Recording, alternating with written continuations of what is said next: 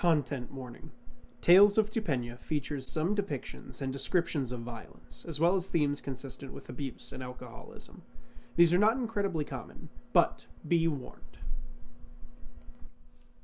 Hello everyone, Belby here, the DM of Tales of Tupenia, back with another set of announcements. First and foremost, we wanted to thank all the new subscribers coming in. Your support is really appreciated, and we hope you continue to enjoy the show. To that point, a giveaway will be occurring soon over on the Instagram of 3 t-shirts. Make sure to migrate over there and follow the page for more info on that front. Our post-game episodes of Side of Tots are still going up on the Patreon, where we chat about the show and have a few chuckles between the players. And our merch store via Threadless now carries hats, such as this one.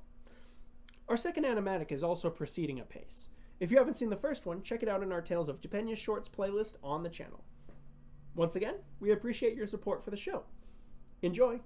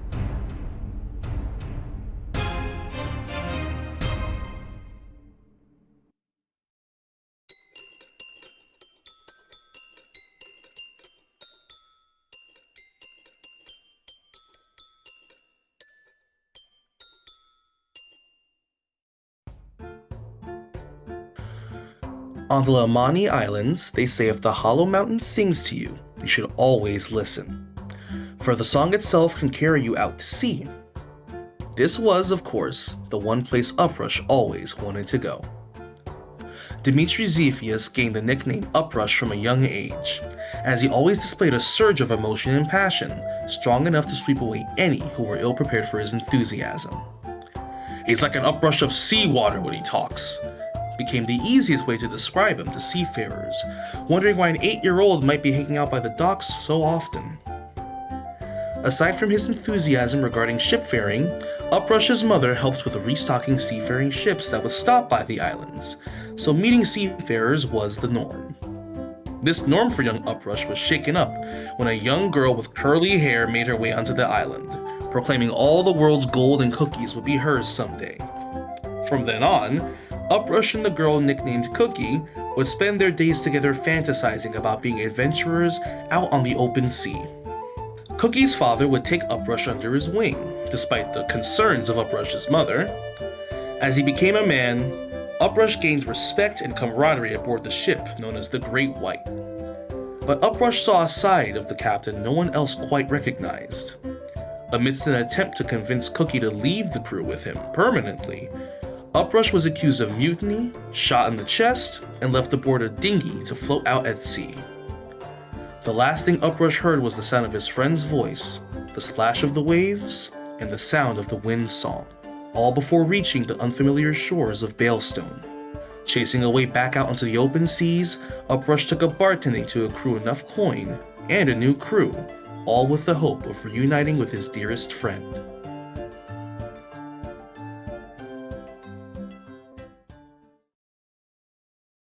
Born to seafaring merchants, Jack and Robin, hailing from Arigian and Kelcary, neither of whom were willing to give up a life on the sea. Hector grew up barely 4 years before returning to the sea for a life of adventure.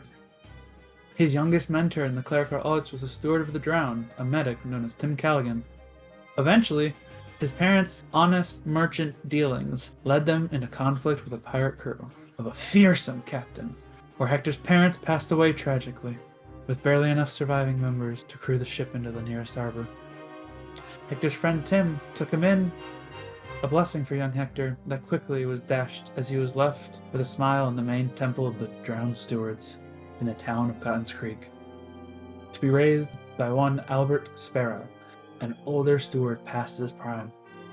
Hector went on to become a fellow steward of the drowned, sailing the seas, protecting ships from the same fate that befell his parents. One day, a group of pirates captured him and stuck him in the upstairs closet of a seaside cottage, held prisoner for a week until the early crew of the Bearded Dragon found him. A crew that Hector has stood fiercely by ever since.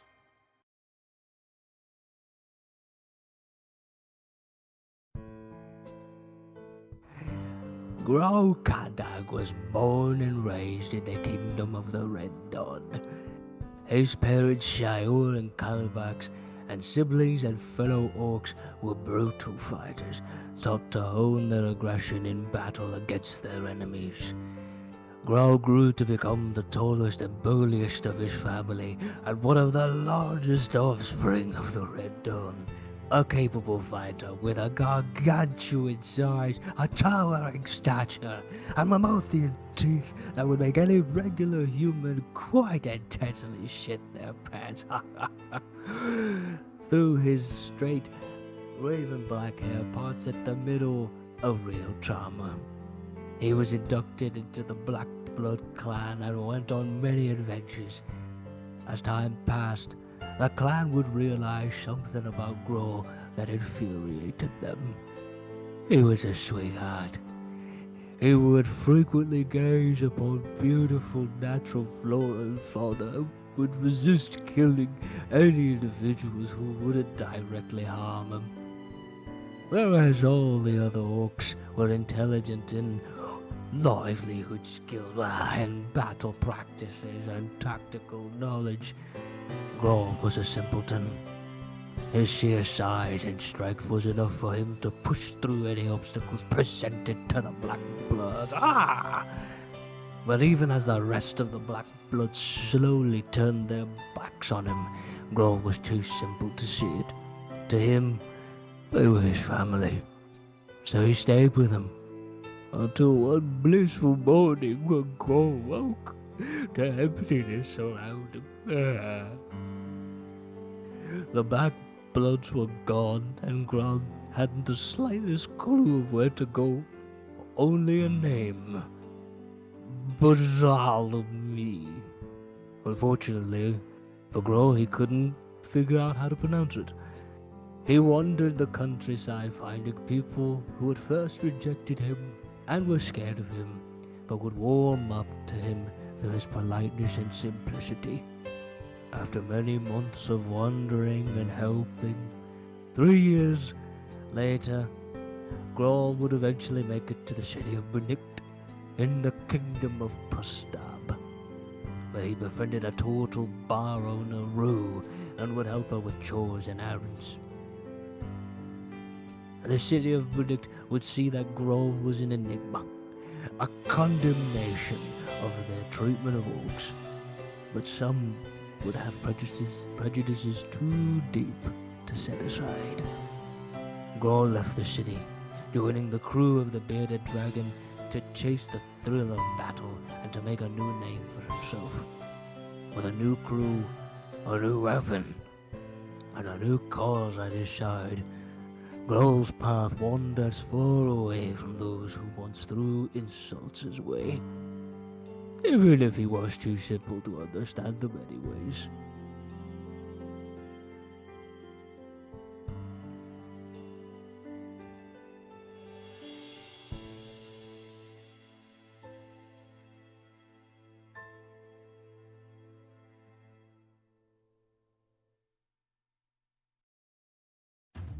Adrian Drake was born and raised in Winterstone. Being the second son of the Admiral of the Kingdom, Adrian always lived a life of adventure and wanted to be out at sea like his father. He and his brother lived their early lives with a nanny, though Adrian snuck out multiple times into the slums, getting into trouble with his best friend Karn. Later on in his years, he was hired onto the Agalita, a trade ship with an older captain Adrian saw as second father. During one voyage at sea, an Asmer named Ariel came aboard trying to get Adrian to do a quest for his god, and would not leave until he did so. While the two were below deck in a heated argument, the Agalita was suddenly assailed by pirates, an all-out assault, which was suddenly disrupted as a bolt of lightning rent the sky, sinking the ship and all aboard it. Adrian woke up in the middle of the sea alone. At least that's what he thought until days later, a dry voice echoed through his head. The self-same voice of the Asmer he previously encountered. Drake made his slow way back to port, where he and Ariel now share the same body, though not, perhaps, the same goals.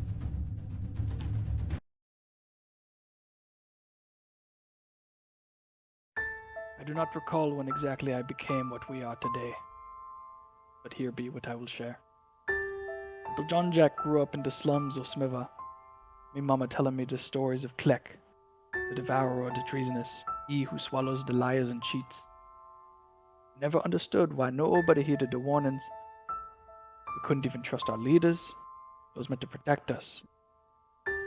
Instead, the Baron took me mother from me. I found a new home in the old elf tree, and found a new family all my own. Then he took that away too. I escaped the town with nothing but my clothes and a few friends. And me brother in all but blood, I would have followed him to the ends of the world. And I did. And we were free. But the world took that from me too. Han, my brother, he sold me out for wealth and power. Under the thumb of the Baron of Bimbolo, the very man who took everything from me, I found if you take enough from a man, you make a monster. With nothing of the little boy in me left, the fish from my mama's stories spoke to me. I thought it a mere illusion, but it delivered us to new friends and freedom. I know it take more than fables to fix the wrongs of the world. It be taken more than the blood, sweat, and tears that has already been taken. It be taken something more. With me crew, we be feeding the fishes. Kidru grew up in a rowdy family. As the eldest of 5 children, he always hoped to keep an eye on his siblings.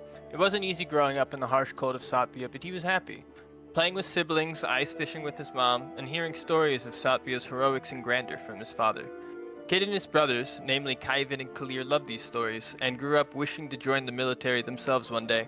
And when Kid was only 19 years old, that opportunity would come right to his village.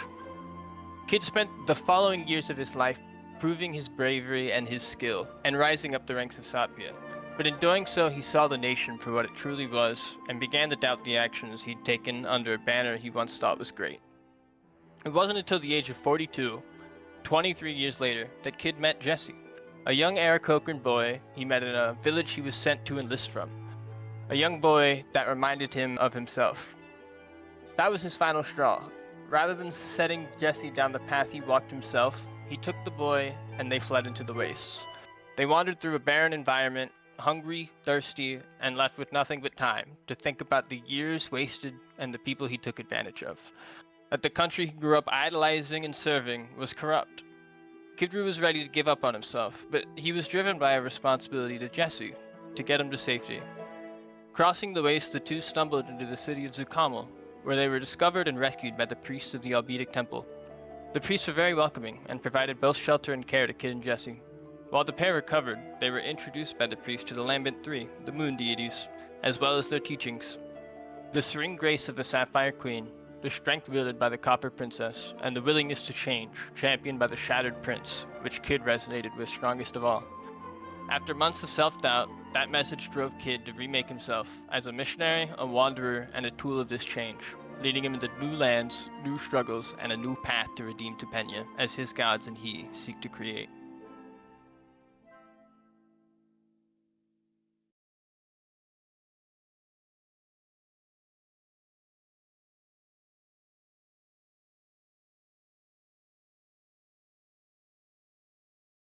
And Hello, and welcome back to this week's episode of Tales of Tupenia. Where last we left off, the party, after moving through a number of days, traveling away from the city of Fermata in Sapia to try and make their way towards Kelkari proper, to try and basically, find some information on this dragon attack and to attempt to use their enchanters and their artificers to be able to make some armor, potentially weapons, that might be able to help them in this battle against this dragon that has removed names, places, people from the population. After making their way for a period of weeks across this landscape, having some sort of inter-party connection, speaking to each other about, about their past, about the arrival of Jesse Pinkbird being teleported out of Zukamal in the aftermath of some sort of vampire attack. Who could that have been? As Hector and Jean-Jacques just freaky face immediately. No. And on this same night, after you guys had found this information, had found that Shards and Grawl speaking with the same voice, traveling through the wasteland, attempting to find someone, hunt someone. You guys were in the middle of the night as Ariel and Uprush sat up on the second shift of the night. You felt the world around you go silent. Ariel, with a fantastic perception roll, was able to spot as this Rakshasa appearing out of the darkness that you guys had fought long ago in the mines of Pazdoga appeared and dropped half of your allies, like their tents vanishing from this plane, as Jax, Mina, and Sir Venable disappear from this plane of existence. And that is where we will resume combat. I'm gonna need initiative from. Oh wait, did we roll initiative last session? Can someone tell me this? I think we did. I think Let's so. check I think I got like a nat 20 and did not want it. I see. I remember that. So let me roll. check. Let me get started rolling my guys. Okay, so you. Yeah, it's just right above the little minis. You're the Rakshasa. You are you. You are these guys. Okay. Okay, and you were that. Okay, so, So what were my initiatives here? Oh, Nat let's see. 20 plus 2. Okay, so Jean-Jacques, top of the queue. Oh, 17. Who else is in that 20 to 15 range? Is anyone above a 20 besides Jean-Jacques? No one. Mm-mm. Okay, so then in my 20 to 15 range, it was 17 from Ariel? Mm-hmm. Okay. Did anyone else have a 20 to 15? No. Okay, wonderful. So Jean-Jacques, then Dargan, then Ariel, then who's in my 15 to 10? Me and Andra. Yeah. Okay. So that was Kid Roo. What did you have, Kid Roo? 13. Cool. And what was that from Uprush? 14. Okay. Uprush. Nice one. And Nice. Kid Roo. And that. And then who's in my 9 to in my 10 to 5s? No one? Just I'm with an 8. Hector has an 8. Okay, so Hector, and then Dean. Okay. Cool. All right. Cool. Alrighty. So, top of the queue, Jean-Jacques is right because you are surprised in this moment. Jean-Jacques, sleeping. Next in the queue, Ariel, you can roll me a as you watch this you see this sort of dragon appearing out of... Oh wait, let me actually place everyone where they would be. So some of you guys would be in tents. And does Toad do anything? And Ariel would be around the campfire. Is Toad Yes. just awake? You have Toad just awake right now? Well, he doesn't sleep. Oh, okay. Yeah. So let's Toad act... Yeah, you can have Toad act right now. And I actually need a token for... not up to me. I can't command him. I'm asleep. Oh, interesting. Let's do... No. We're gonna... Do you want me to I'm gonna need luck roll, or do you can't want me fucking to bring do- that. I can't command him. I'm asleep. Do you want to do the luck roll? Damn. Or do you want me to Yeah, sure, I'll do it. Cool. 9. 9. You see that Toe is currently, as you guys are sort of invested in this conversation, and it goes silent. Toe is currently looking at Ariel and just poking him in the side of the face, just checking to see why sound isn't coming out. So, What the hell? you just, cool. Let's do. Okay, so next in the queue, you get to make an Arcana as you see Ariel in the distance. Oh wait, actually, what's your dark vision? What's your distance on it? I think it's 30. Bird. We're gonna have to bring back the bird for Kyvan. So creatures and monsters. The bird is back, unfortunately. Yeah, 30 feet. We can't escape the bird. Okay, 30 feet. My So brother. that is 10, 20, 30. And then it's what? Past that, you can see to a distance of like 10 as if dim light, correct? Or Sure, 30 check as if it. dim. Give me a moment. Vision. Do you get dim light, Ariel? I was looking at speed. Hold on.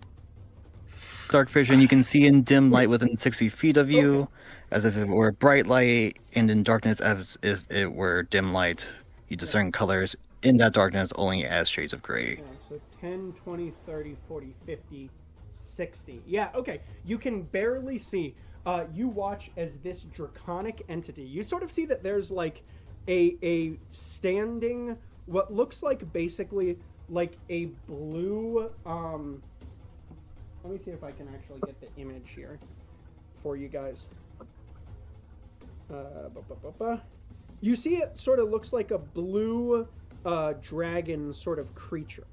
I will send it in roleplay really quickly. And wait, did that not? It'll Didn't flash on the screen. Yes. Flash it on the screen. Show. Mm-hmm. Gotta show the audience. Although perhaps not. I never actually know exactly about with the you know what I mean, like difference between. I think monsters are basically all good. Yeah. So you see that what? there's kind of this standing like draconic entity, and you're going to watch as it basically like calls out to the people around it, and it's going to target this.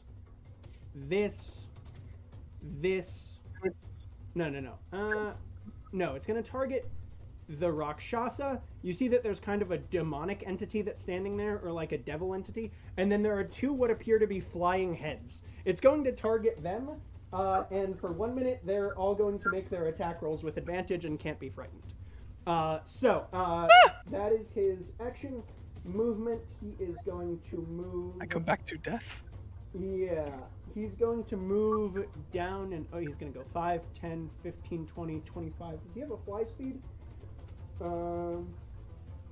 Speed. Yes, he does. 5, 10, 15, 20, 25, 30, 35, 40, 45, 50, and is going to move around here to the back of the camp. Next in the queue is going to be RAL. Okay.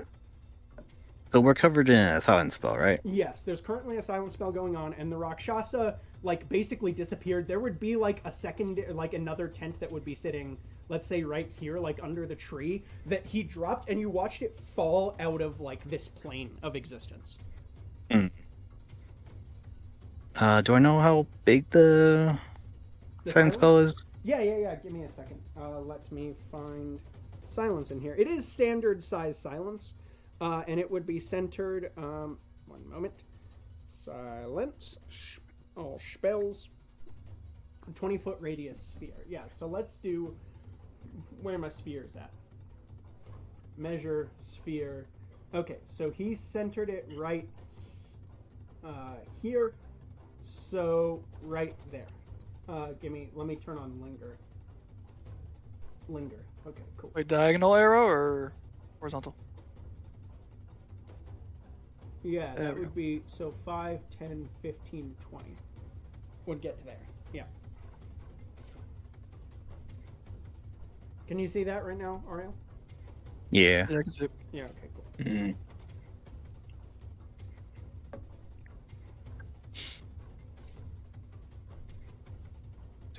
Ooh, he silenced himself. Mm. So this is the radius of what again? Silence. So you guys all currently under the silence spell. Silence. The sleepiest of dreams. Yeah. So I'll move out of the silence spell, moving 25 feet. Okay. And I'm going to Joke's on you, it's pinned quick to your cast chest. Dispel on it. Okay. Interesting. Oh, so that's a sorcerer thing, right? You're spending that thing to bonus action it. Yeah. Okay. Yeah. And what level is dispel? Spell magic is a 3rd level. Okay. And let me check to make sure that that goes off correctly. Dispel. You are casting it on the location, not on him. Any spell of 3rd level or lower. Yeah. Correct. Yeah. Okay. That just ends instantly. So you're using a 3rd level for that.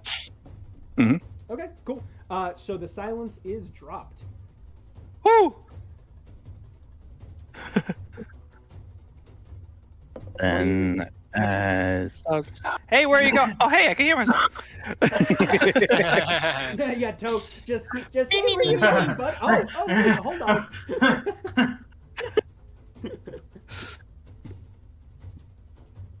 One moment. Pause game. I'll find my spell. This is my real life toe. Oh. Now quickly, throw him at something. Not as unreal. Yeah! She actually runs off. Yeah. Perfect. Oh, Perfect. I need, Attack. where did the Rakshasa go? Are you here? Yeah, you've got to be down here somewhere, right?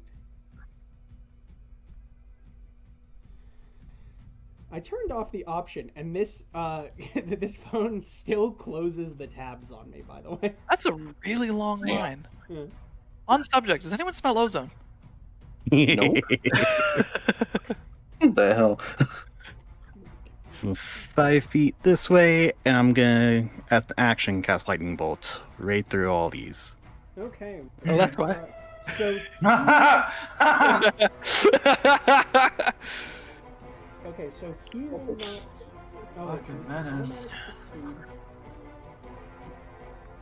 Yeah, and I think he can't be affected by this direction. Is it like immune? Yeah, they Or have just- magic immunity for anything 6th Hmm. level or under. So. Well, Yeah, hey, I'm not you know trying to deal what? with them. I'm trying to deal with everything else. Yeah. Wait. Maybe it's 4D chess. That's gonna wake us up. Mhm. That's true. Fucking lightning crack through. That's the second reason I'm casting this. Ariel is best alarm guy. Everybody, wake the fuck up! Good morning. Why? If he didn't do it, I was Was- gonna do it. Because I have a way to was get the myself sun up loud for a as hell second there? anyway. What was Where were that? you standing, by the way? Also, Ariel, you were standing I'm right right- here, correct? Like when you Yeah, I started? went So 10, 20, 25, 30. Oh, barely. 25 feet out of down, 5 feet to the left. range. Okay, all right. And so what am I going to need to do? What type of saving throw is this? Lightning Bolt is a dex save. Dex save. Okay, so Rakshasa will not be affected, and you're tagging basically these two that are right next to it, right?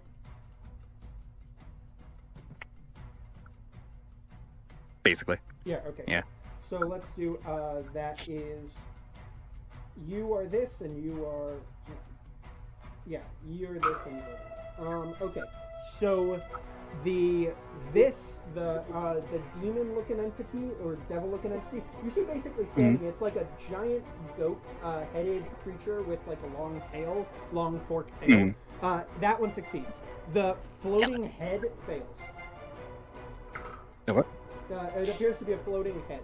The floating head fails. Oh, okay. So, how much damage am I taking? 8d6 and 8d6 lightning damage halved for success. Okay. So go ahead and feel free to roll that. 6,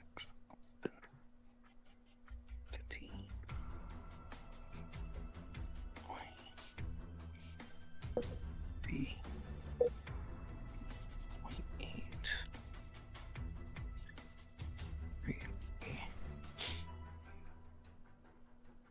39 points of lightning damage. Yeah, okay, so the head is absolutely decimated.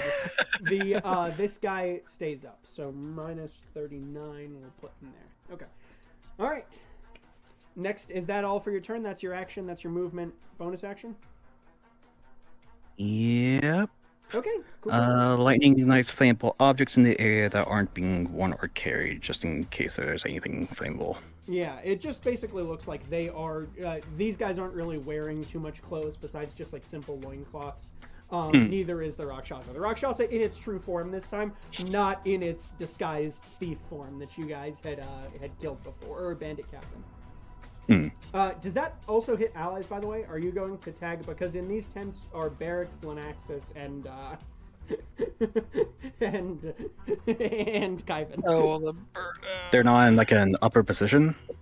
Oh, right, the line's at an angle. Oh yeah, that they're like coming down sort of over. I see what you're saying. Yes, there is sort of like a rocks that they're coming down over. You guys had basically set up with your back to like this sort of small, like a cliff area.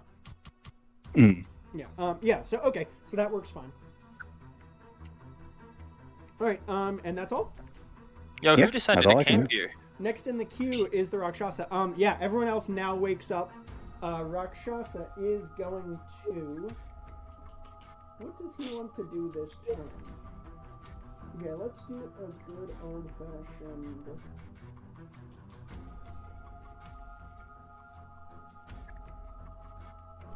Okay, let's do... He's gonna hop down 5, 10, 15, 20, 25. I think this should work. Yep. Wonderful.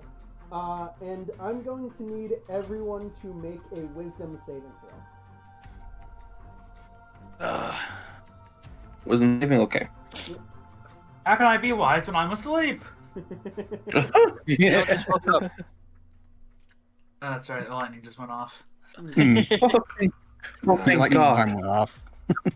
Yeah, boom, lightning. Okay, 16. Oh, well. We're putting it in. Okay. Oh, that wasn't a roleplay. Oh, that was a roleplay already. Wisdom save 7. Oh, Jesus. Phew! Wisdom save 19. 7. Okay. Let's see who my failures. So Jean-Jacques fails. No one's... Kidru succeeds. Hector fails. Oh! Damn. John, Jack, and Hector aren't within 10 feet of me now. Or is it? Hey guys! They're next to me, right? Guess who has a floating DM commitment token that you guys gave me from the joke? Damn. Should have never given you that kind of power. Should have never given me gave that him a power commitment token? for the duck joke. We'll have to ban those. Yeah, we can't have We those. can, if you guys No, don't he actually want to have deserves it. done that, No, I'm fine. no, he deserves it. No, it's amazing. Now that I know we can do that, Okay. I'll make sure to dish out the point. No! He's gotta earn! So Yeah, I I'm know. going to give- You don't think... We gotta squeeze him out. He's gotta squeeze I'm him out. going to give -1 to Ariel in that circumstance. So, Wow. Ariel, Damn. Hector, and Jean-Jacques all have threatened and incapacitated conditions until the start of the Rakshasa's next turn. Oh, and you also take a bunch of damage. Hold on, give me a second. You also take a bunch of damage. I Damn. didn't notice that was in the thing until just now, and then I went, well, hold on. Actually. Okay, so that's what, 8d6? Okay, hold on.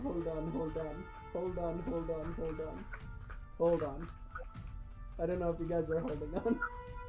I'm attempting to find... I have to hold on. I'm really... Okay, so 8d6... I mean, let's roll I'm just this. sitting here, I'm not really holding anything. Oh, that's a bad roll. Okay, that's good. So that's 9 and Wow, yeah, that was not great. Okay, so 9, 10, and 9 more is 19 points of damage. 19 points of psychic damage, and so, yeah, let's see. Who did I say was, so it's Jean-Jacques is incapacitated for 1 turn. Jean-Jacques is already gone, but let's add a little, go away. We'll just put a little sleep on him. Hector gets a little sleep, and Ariel gets a little sleep. Okay, cool. Next in the queue, so that was the Rakshasa's action. That was his Baleful Command ability that he has used. So I can't use that until that regains. And let's see. So that's his action, so he can't really do too much. Oh wait, I do still have to roll for the NPCs. Okay. Oh God. 1, 2, 3. Okay, so yeah, so those all fail. So these, that is going to be fucking Lenaxis, Barracks, and oh, did someone already? Oh, I didn't put it. Oh, I put it on Kid Roo by accident. Where's Ariel? Oh, Ariel's here. Wait, actually, is Ariel in? No, wait. I might actually be. Hold on. I think you're out of range, Ariel. I think you're good. Because that's. Let me measure the map correctly. 10, 20, 30. Yeah. You're out of range, Ariel. So you're actually fine. So I will not. Screw your commitment token. Yeah, screw the commitment token. So Ariel, still up. Okay, so let me do. I don't know why I thought the chicken was Ariel. I'm not gonna lie. Wow. I was like, yeah, I got all of them. And then I see him hovering over here, Drake, and going, Okay, so that's his turn. So next in the queue is going to be. Yeah, I think next in the queue is going to be Uprush. Yes. I don't think I have a full understanding of what exactly happened in that round there. Could you give me a better breakdown? Because I still don't know a lot of the like D&D spells and what they do. So the Rakshasa jumped down and basically like yelled and like he like yelled out to the. So you see this sort of like black tiger faced Rakshasa with these little bits of fire coming off of him, who jumps down and just yells, "Heal!" And like you watch as all of your companions, like there's like this pulse that radiates out from him that causes psychic damage, and those of them who were affected by it, meaning Jean-Jacques, Barracks, Lenaxis, Kaivin, and Hector, all are incapacitated until the next turn, meaning they can't do anything and they are frightened. Oh shit. Yeah. Are they also frightened for 1 turn, or are they just frightened? I think that the way it reads is just 1 turn, so I think that wears off. Which is bizarre, but... Yeah, what's the point of the frightened? I don't know, but it says the frightened and incapacitated conditions until the start of the Rakshasa's next turn. So that to me reads that they both wear off. Okay. And this is something that this is something that cannot be affected like without magic, right? No. Like it's one. Yeah. Okay. Yeah, incapacitated. I'm pretty sure that they are just out. Yeah, you can't shake them out of it. You can't. Yeah, incapacitated. They're just down for a round. Okay. Yeah. And sorry, which characters were down again? All of these that have the little, the little sleepy guy on them. You see at the top right there? The little black... it's so small on my screen. Yeah, it's hard to tell. Okay, so Jean-Jacques Chicken? That's kind of... Oh, let me zoom this thing in for myself to make my life a little bit easier. Okay, Jean-Jacques. Okay. Hector. What is that at the bottom? What's that one directly next to Hector? This guy, under these 2 black ones are. I just didn't put a dragon because the only token that I could find for the demon was a dragonborn token. So I just made your dragonborn friends Black Knights. Okay, understood. So those are the 2 dragonborn guys. The Kevin is Jean-Jacques. Yeah. When art comes, we'll get art for these guys. We'll make art and put it here. What's that one? Who's that next to me? This is Toe. Ah, strange little creature. Strange. Okay, and then I assume the one with the tiger face that has smoke coming from it is the Rakshasa. Yeah. Yeah, he's the problem. Okay, he's the. Well, I can tell that much. Okay, just trying to understand because like just needed a lay of the land for a moment there. Okay. You know, I really wish I remembered how that fight that we had with this thing went last time. Because all I remember is that almost nothing I did had an effect. And I have to remember what singular thing had an effect. I don't know how we're alive. What was it? It was like only magic could hurt the bastard or something? No magic. No, the opposite of magic. No magic could hurt Try it. casting a I don't spell. think any of us have voodoo strong enough to touch this guy right now, even. No. Right. He takes no magical damage. Is it no magic damage or no spells? No spells, but this says Spells. Give me a moment, actually. Let me just pull. Yeah, this up because, on this. like, we got big voodoo in our artifacts. This, I have to say, if weapons don't deal damage, TPK? It does TPK say, anyone? It does say Yeah. piercing from magic weapons wielded by good creatures. He can be damaged by them. But we don't know that. You don't know that, but We don't know that.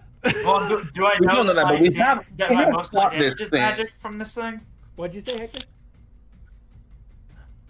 Well, no, I forgot that. Like, is the D8 piercing? Yeah, no, never mind. We're good.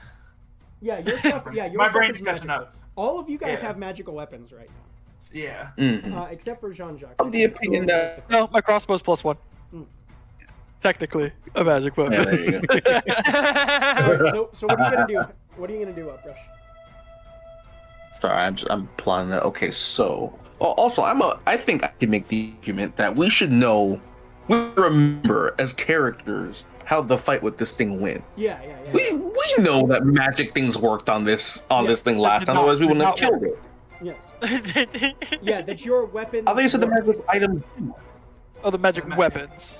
Magic. It cannot Magic be weapons affected- did work. Yeah. It cannot be affected by magical spells or effects. It can be affected by effects. piercing from magical weapons wielded by good creatures, which again is not something. I mean, you would remember it from fighting it before. So if you have a magic weapon Yeah. and you can deal piercing damage, you'll be fine. Man, I wish my bad Would I be had some fine? magic shit going. I I'm do not hear fine. I don't know if I'd be fine. You don't know if you'll be Okay, Yeah, I don't know. and everyone is Try hitting. awake now, right? Am I good Yes. aligned? fine. You are now awake Okay. after the very loud lightning bolt. Yeah, for sure. Yeah. Okay. Cool. Well, I guess there's nothing. Actually, wait a second. Is the dagger of first strike considered a magical weapon? Yep. Oh yeah, big, Oh, okay, cool. big magic. I'm gonna throw that shit right at his head then. Okay, love it. What else? Like, what else would I do? I'm like, well, you're sitting right there in perfect. He's sitting in a straight line across from me. Yeah. I'm throwing that shit right at him. Yeah. Yeah. So you're gonna get hit by this. Okay. Where'd I throw my d20? Okay, I there. don't get a good angle on it. Get a good angle on this throw, bro. I'm behind you. Take I don't get you. a picture for me. Mhm. Okay. Let's see. That's going to be a 22 to hit. 22 to hit. Yeah, hits. Oh, thank God. Let's see. Does this guy have a? Wait, I'm also allowed to use my sneak attack dice for this, aren't I? Yeah. Tee-hee. Okay. Wait. No, because you're not hidden, and he is not within 5 feet of an ally right now. You're right. Yeah. That's a damage loss right there, but it's we'll kill. I don't have to do damage like that. I never do. Okay, where's my? Okay. All right. And next in the queue is Kid Roo. So get ready to do what you're gonna do, Landon. I keep thinking I wrote the thing for the dagger of first strike on my thing, but I didn't. So I'm just gonna go ahead and look right in our server. Yeah. Should be For under what items. Roll. Yup. Bad news rifle dagger of first strike. Let me just move Manny out of my way. Thank you. Let's see. We're gonna use this. First attack, an additional 4d6. Delicious, nutritious. For me, not for him. Okay, so it's a normal dagger roll, and then it's an additional 4d6, right? Yep. Okay, cool. Just wanted to be sure. It's been a little while since I used this thing. Okay, so this. Okay, cool. Mm-hmm.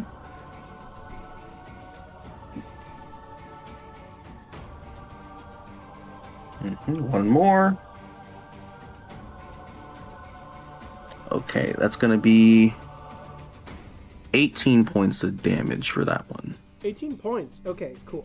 And did you put the normal D4 in there as well? Yes, yeah, with a normal D4. Okay, wonderful.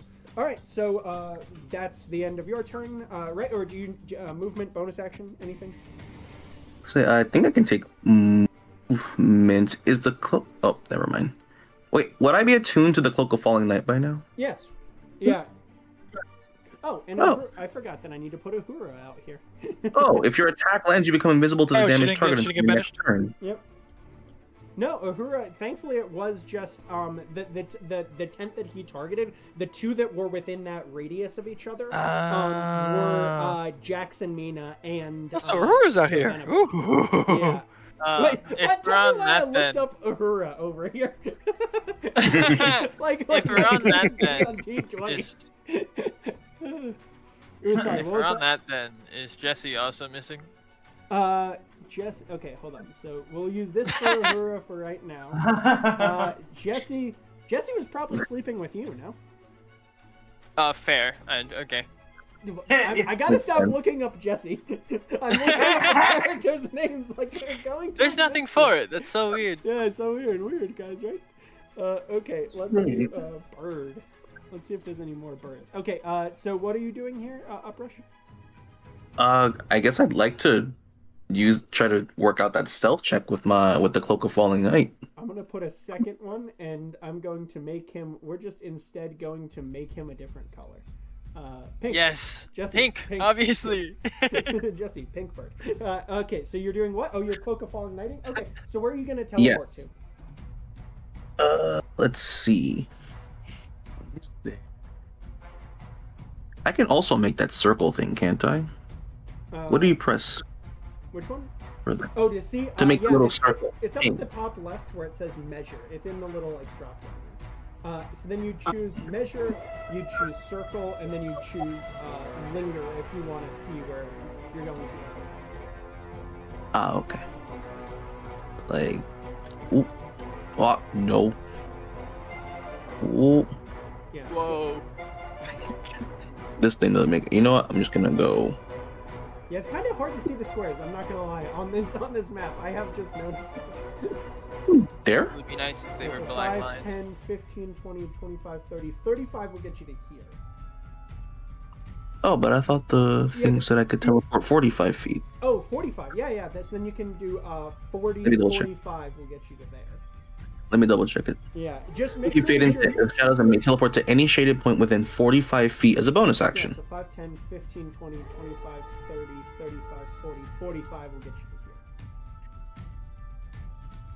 Okay. Yeah, the diagonal arrow doesn't. We figured out last time the diagonal arrow does not work on this. So. Oh, it doesn't? No, I don't know why. it Yeah, doesn't just measure- use a circle. Yeah. Is what Whoa. I do. Just set a circle, whatever distance you want, and then it should tell you what the diagonal is. Okay. Alright. Alright, but yeah, I'm going there. Okay, so feel free to move yourself. You should be good to move. Move over there, and then Kid Roo, your turn. And so you are currently invisible to the Rakshasa. So I'll put a little status condition of what's a good invisibility. We'll do Spiral. this. We'll just put a little. Married and left. Oh. What is that? Put A little timer? A timer because there's a one round that. Oh no, he's not dead. I fade into the shadows and disappear forever. Yeah. Okay, so that was a decent amount of damage. Jesus, not a mortal Kid Roo, coin. what are you doing? I think I will just fight the Dragonborn. Keep it simple. I'm gonna hit him, and I'm very likely going to smite him. Okay. So Never mind. I got a 3. Oh, was your roll? Dang. Okay. It's 10. Yeah, 10 definitely misses. Okay, Brutal. well, extra attack. Okay. 23. Yeah, just hits. Crazy. Crazy. You see that this dragon like character is like decked to the nines. No. Okay, yeah, I'm gonna smite him. I'm Okay. gonna level 2 smite him. Level 2 smite. Okay, cool.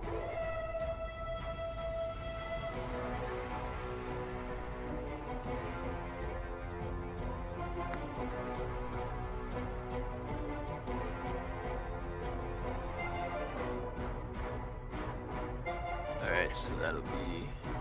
And split up the damage here for me so I know what's your slashing damage and what's your smite. Yes, sir. There it is.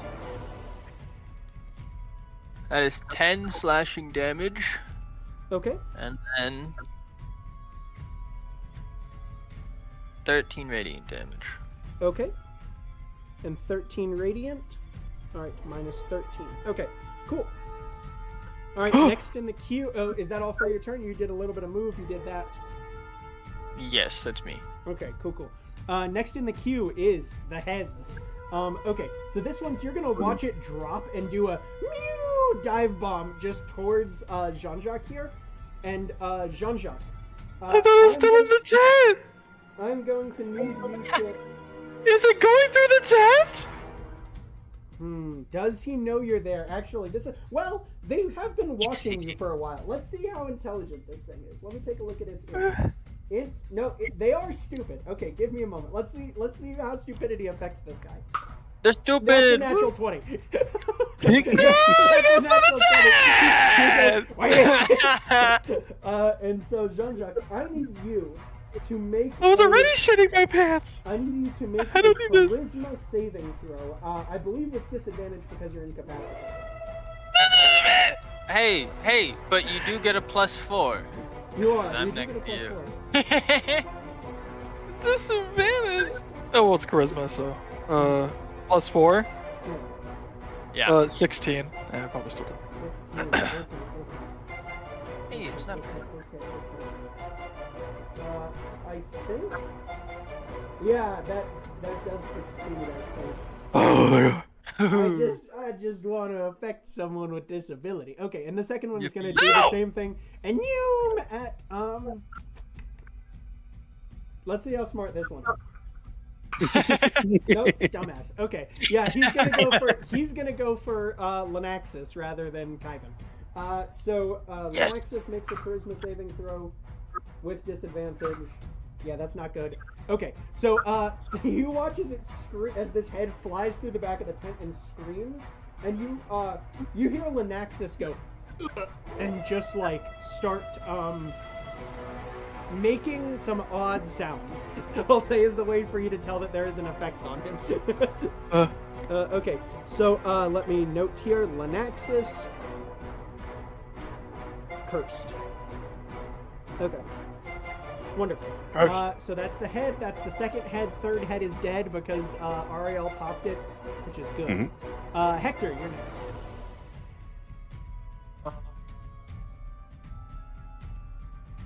I thought I was a nice beard.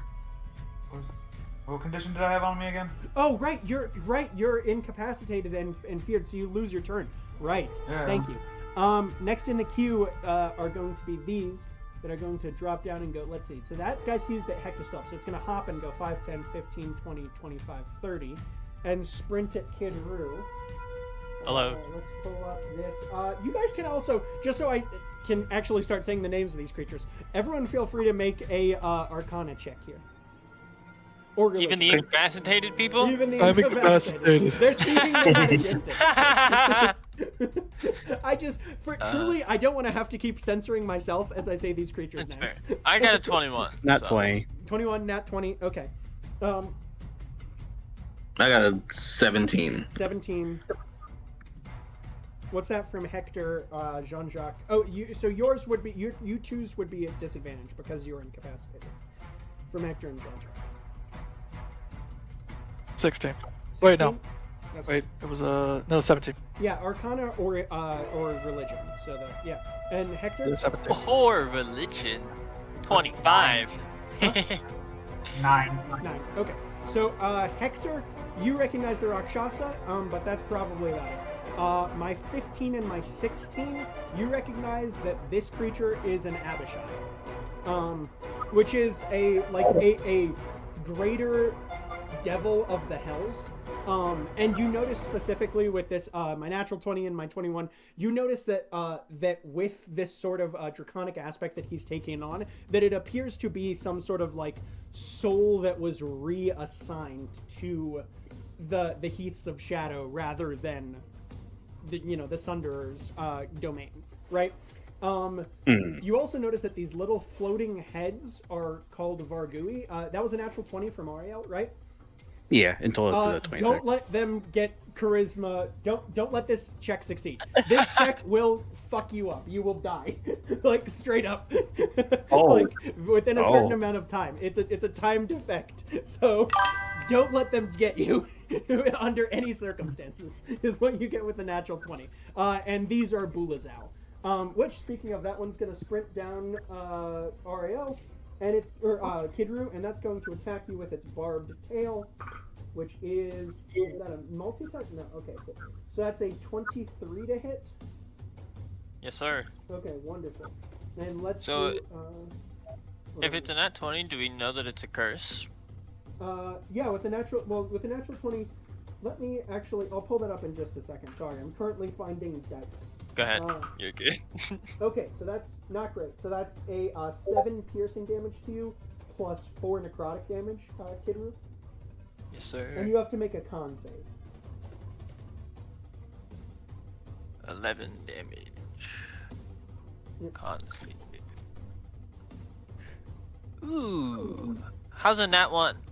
Okay, so you are poisoned until the disease ends. Damn. Ooh. It's a disease? He can't be. This one is. I'm immune to diseases. Ooh, Halloween. interesting. It finally does something. Yeah. So you with a natural 20, you know that this is also a problem. This effect, Ariel. Oh, So that's amazing. 10, 15, 20, 25, 30. Speed 40. The most. Yeah. So this one's going to burst through the back and attack Guy. Guys, that was a pretty clutch nat 1. Okay. Yeah, that's okay. Oh wait, Hector's incapacitated, so he can't cancel the natural 20, which is 14 points of damage to Kyvan, and Kyvan is affected by this disease. We'll put that on him, the little poison bottle looking thing. I think that's probably the best one for poison. Is there a vomiting condition here? It works. Yeah, no. Okay, cool. It was like flies or something. Yeah, so Kyvan minus 14. Alright, next in the queue is going to be Kyvan. Okay, so he is incapacitated. That's his turn. He breaks incapacitated. Turn ends. Next in the queue is Barracks. I think they're all going to basically do the same thing. Breaks incapacitated. Turn ends. Breaks incapacitated. Turn ends. Okay, so next in the queue is Ahura, who is going to bust out and take a look around and look at you, Jean-Jacques, and go, what am I supposed to do here?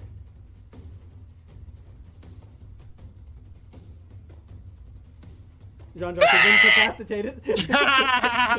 looks at who does she think the next most intelligent figure here is? Hold on, who's the next most intelligent person? The devil next door. That's a 7. She's gonna turn and look at she's gonna look at Kidru and go, hey, bird guy, who am I supposed to be targeting? She could probably funk up the Rakshaka. Hit the cat! Wonderful. So she's gonna run around. She's gonna run around this guy. She's gonna take an attack of. Hey, giving opportunity. advantage. Yeah, but she'll give the advantage on the back end. That gets an attack of opportunity later. from the Bulazao. Bulazao misses. Okay, and Ahura is just going to take out her longsword and fucking stab this guy. Nice. Unfortunately, she's not going to get additional damage just because of the fucking, she's not technically a good entity right now. Yeah. Downside of being evil for many, many years. Do I have more dice? There we go. You. Okay. So, but she is going to do. Holy fuck. Okay. Holy fuck! Yo, great news! I just rolled 3 8s on 4d8. Okay. Nice. Okay. Why did that have to happen to my guy? Okay. So that's 24, 31 points of damage to the Rakshasa. Wow! Hoorah! Like, Good job! that was the best I think I've ever rolled on damage, and it happened against She the has she has earned her place as a crew member They just immediately. You watch her take this longsword and just gut the guy from the back. Jesse takes a look around. He notices you getting attacked, kid, and he goes, "Hey, fuck off!" And is gonna sprint around to the back of this guy. Give advantage. Jesse is purple. That's a 15. So that plus no, that barely misses. Damn. Okay, so he misses the Abishai, and that's the back to the top of the queue, Jean-Jacques. Oh wait, incapacitated. Wears off. Yep. Jesus. Okay. Let's do this guy against. Yeah. Kid Roo. He is going to. Okay. Wait, what's Toe up to? Huh? What's Toe up to? Oh, what do you want? Well, you can still, what is- mentally direct him. I can? Yeah. I mean, I don't Yeah. think incapacitated. I think that because he's your summon, he would probably do something along the lines of what you are. You know what I mean? Yeah, probably. Well, it costs a bonus action for me to direct him to attack. Oh, yeah, let's do. But, well, that's attack. He can help. You can make Somewhat another luck check, insight. Sure. 7. Yeah, I think that he probably just flies over to your shoulder and pops up onto your shoulder and just gives you advantage on the next thing you need to do. Okay. Help action. Yeah. Yeah. Let's see. Oh yeah. So I need a 1, 2. I think that's just everyone. I'm gonna need a wisdom saving throw from everyone. Oh crap, okay. Where's mine? That dice likes me tonight. Oh, John damn it! I have Brackle. so many NPCs to roll. You guys have Yeah. collected. You've collected. Better get out all the Yeah. dice sets. Yes. No, unfortunately. No, unfortunately. Yes. Okay, so that's no from Jesse. Yes from Ahura. No from Barracks. No from Analysis. Yes from Kylie. Okay. So, frightened. Put it in the thing. Oh no. Today's not my day. Okay, what were those from everyone? Natural 1. Zero. Okay, natural. Oh I don't- no.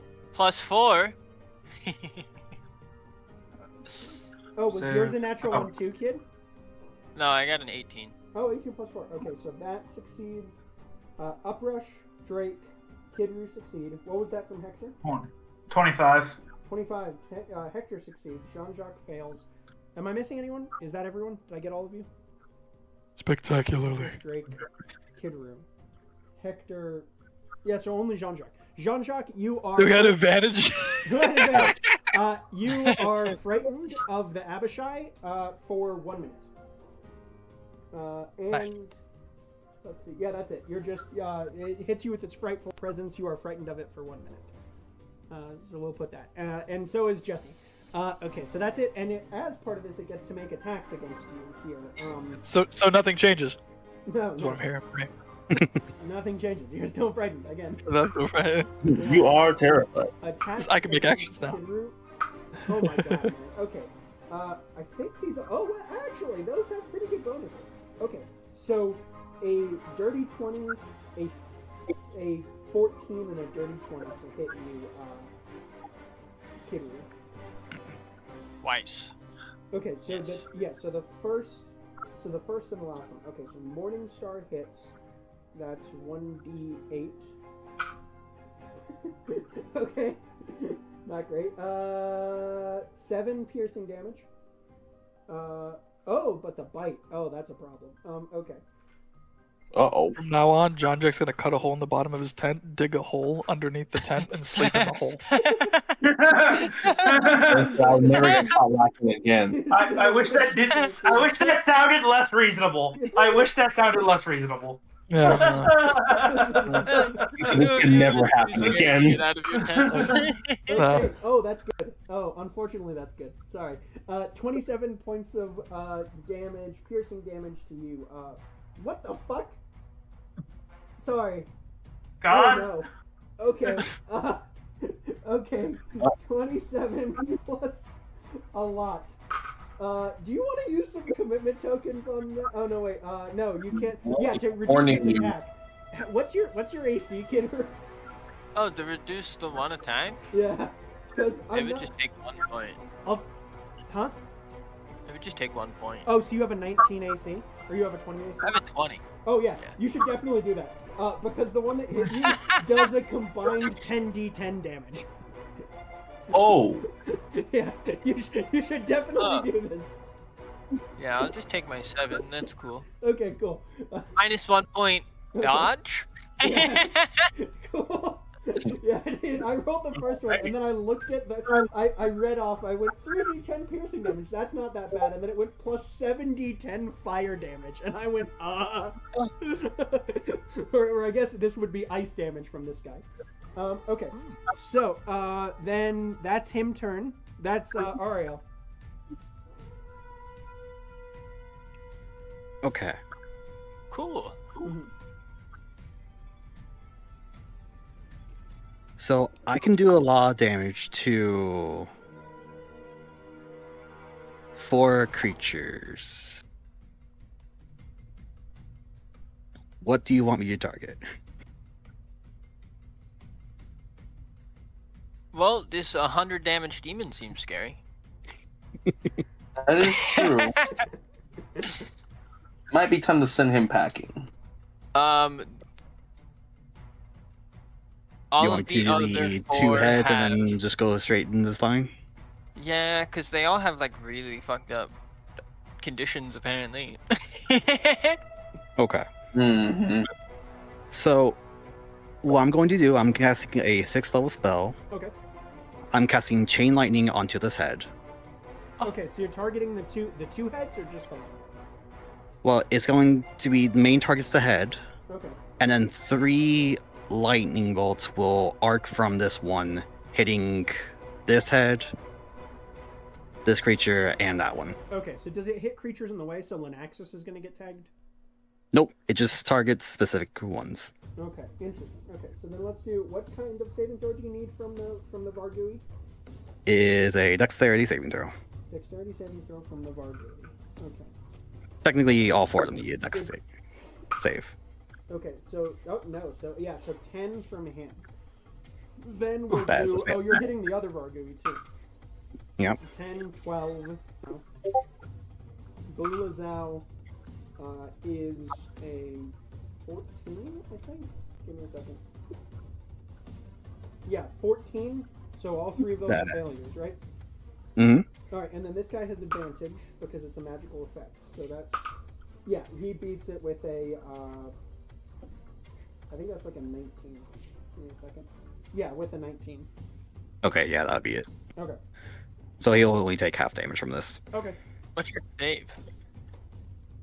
But it is 10d8 damage. 10d8 lightning. Okay. That's a good question, actually, though, Landon. What's your spell save? Mine? Yes. I'm pretty sure it's 17. Might be. Yeah, same as mine. I gotta recalculate it. So that'd be 3. I Nah. like exactly what was going. The second you said that, I went, "Oh God damn it, this man!" A little too much a little for my too taste. much. A little too rich. A little too rich for my taste. Yeah, I don't remember if I've updated it of late. It's what, 10 plus. Yeah, 10 plus your spell proficiency, casting plus- plus your proficiency. It's 8 plus proficiency plus spell ability modifier. 8 plus proficiency plus. Yeah. So 8, Oh yeah. Okay. 12. Yeah, it's 17, so. Okay.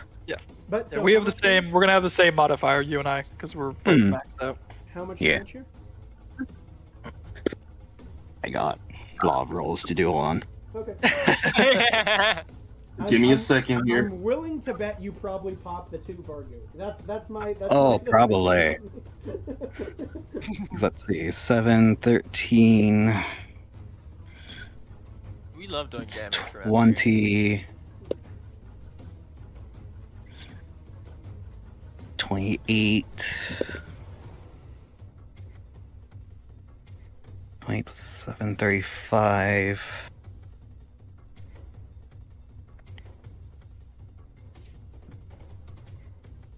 $43. These numbers. Oh, are good phenomenal. I am rolling a lot of 8s and 7s. Hold on. Yeah. Right. The Travis classic. 43, Can't complain. Oh no. 51. Oh no, a more assured victory. 58. Shaka's gonna send you to another plane if you're not careful. You have to go. You have to go. Which I think is pretty much how it felt last time too. When we were fighting it. Basically. You. 33, 67. Oh man, Jax took my spear. Oh, he's That so is 70 points of lightning damage big. To everyone? to everyone, and 35 is half Okay, to the one that saved. Pop. That was the injured one. Pop. Okay. And That is then crazy. halved. So you said minus 35. Okay. And then he's already taken damage, but I've got it over here. Is there any? Does he have any extra bonuses to this? Let me check. We are not dealing with Hedge today. Is this- No. Clearly. What type of damage did you say this was? Lenax is Lightning. still gurgling in his tent. Lightning damage. Yeah. Yeah. Okay. Okay. Gotcha. All right. And what's up? So who's up next? Oh, Rakshasa's up next. Okay, that's the end of your turn. After that, I'm just gonna move. Okay.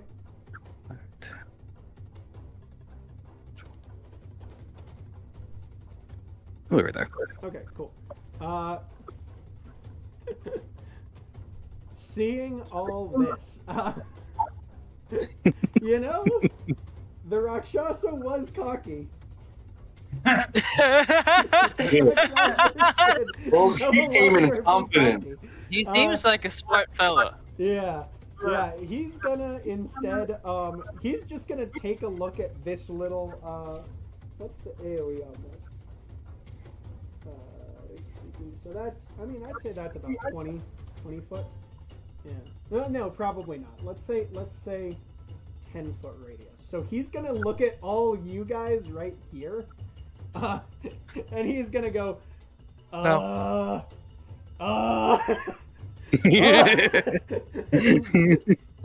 going to need some charisma saving throws. Leave me alone! You haven't even left your tent yet! Daisy! Throw a scream that should have Oh my god.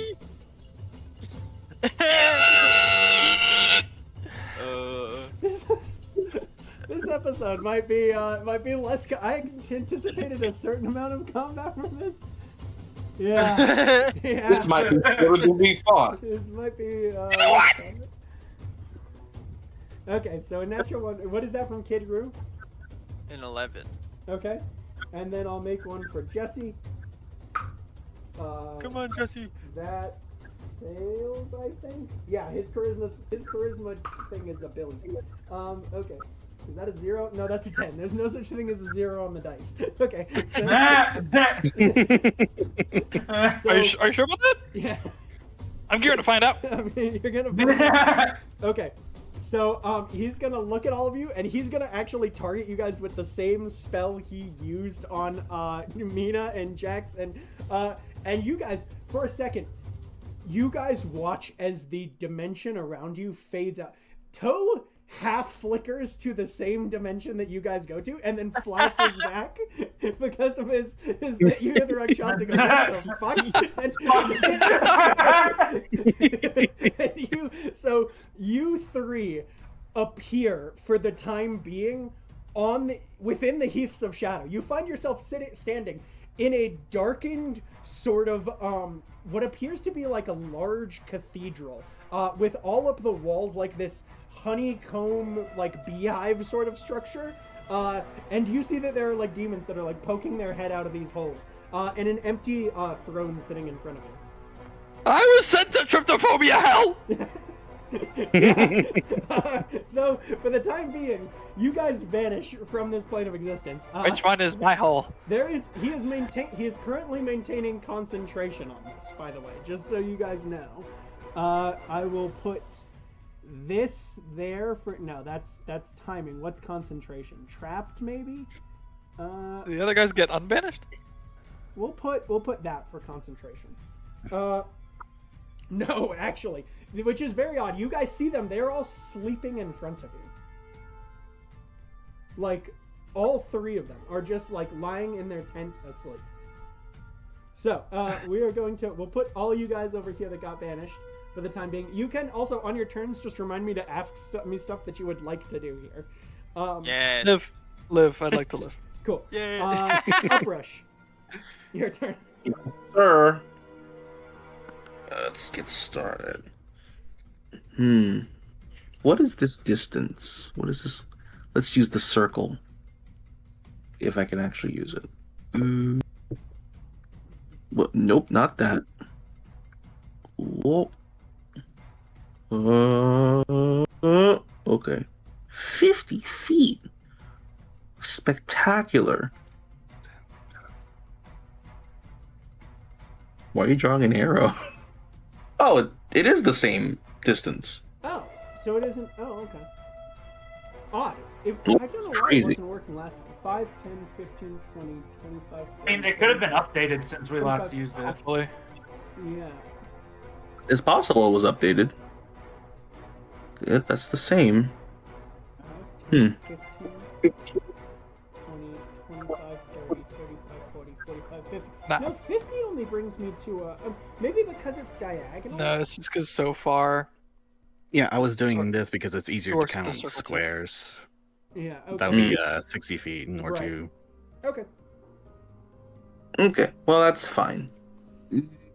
I just like me to circle. Duh. Well, I'm just gonna tag him and bag him with the bad news rifle. Oh, That's all I got right Okay, now. Fuck yeah.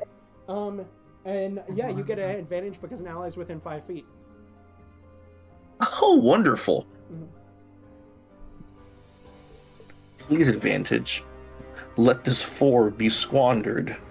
Oh, thank friggin' God. Okay. Oh, thank God. What'd you roll? Oh. Hold on, let me get my... What was it? It's... Okay. It's another 22. 22 to hit against the Rakshasa, yes.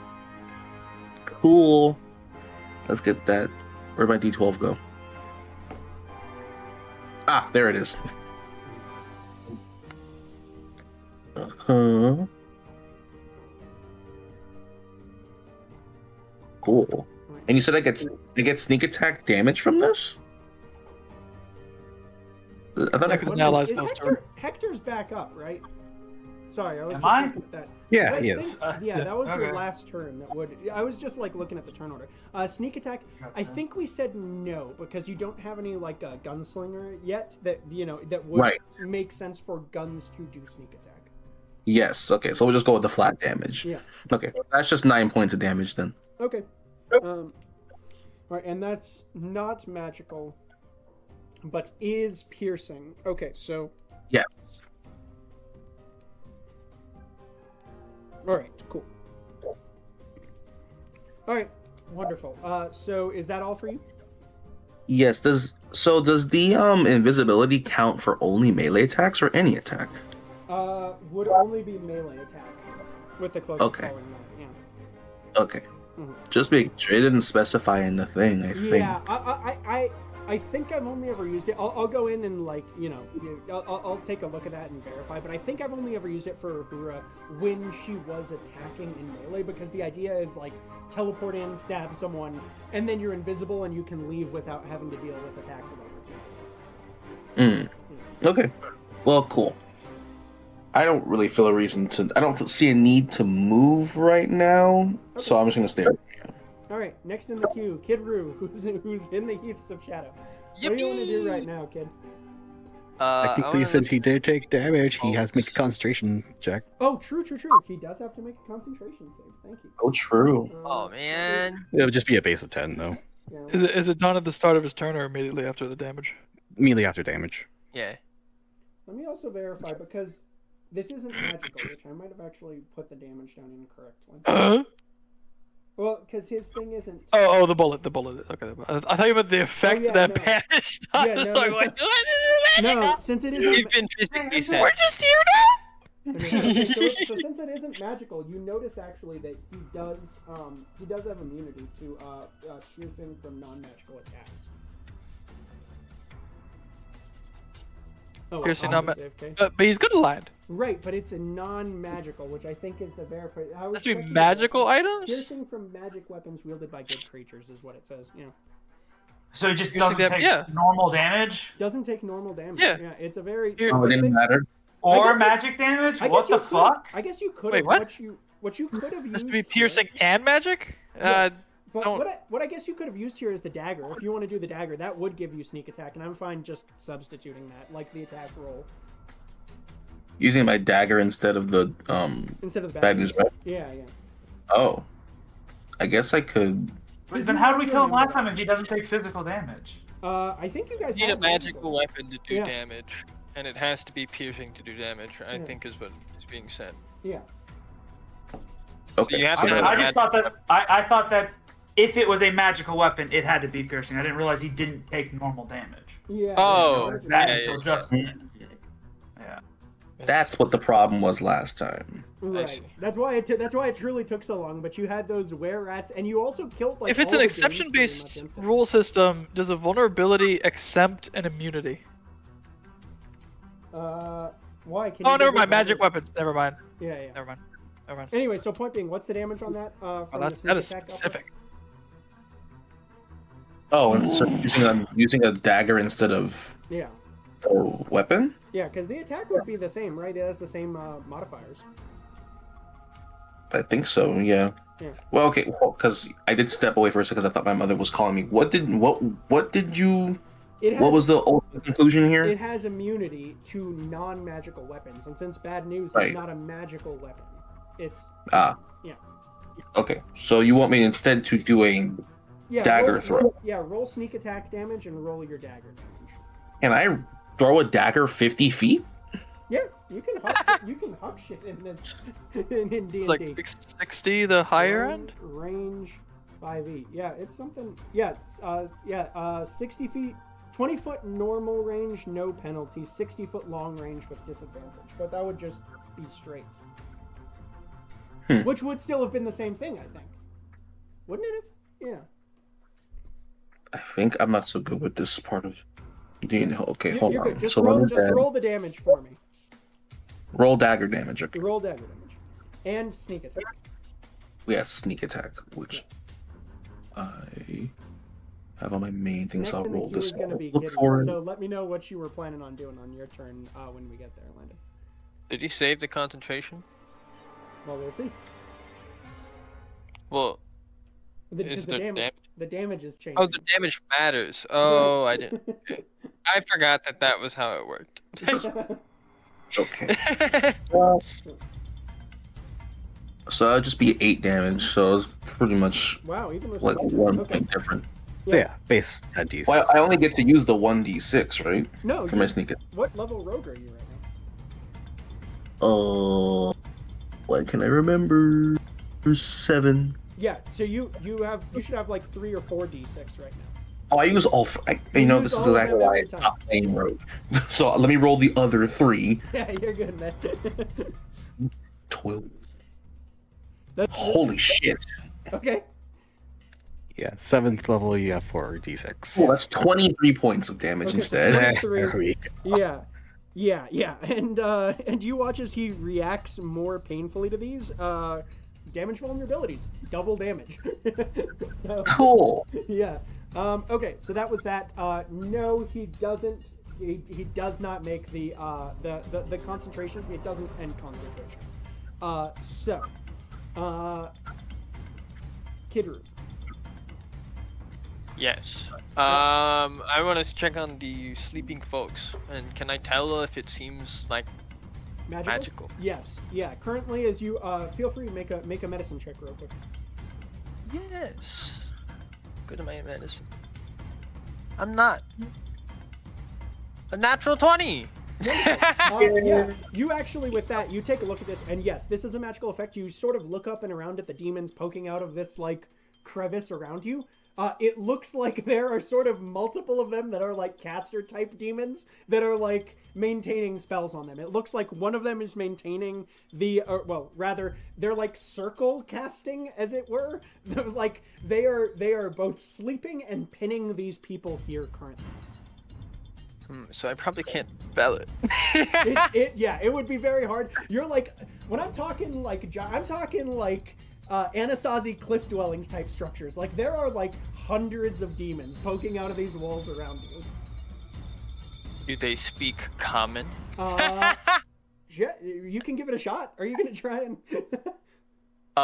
Can I ask why they're Yeah. focusing their magic on 3 relatively innocent people? With a natural 20, yeah. With a natural 20, I'm gonna say that you see flying down out of there. You see a slightly taller with a little cowboy hat Quasit who flies down and goes, "Oh, hey, wasn't expecting you guys so soon. You're kind of in trouble." You're in trouble? Yeah, it's not good, and that'll end your turn for this round. Okay, that's fine. Okay. Hector, your turn. You know who that is? Toe. That was Toe. That's Tick. That's That's Tick. No, Tick. Tick. Oh, Tick. oh, the cowboy hat. Yeah. I forgot. Yeah. Uh-oh. Indeed.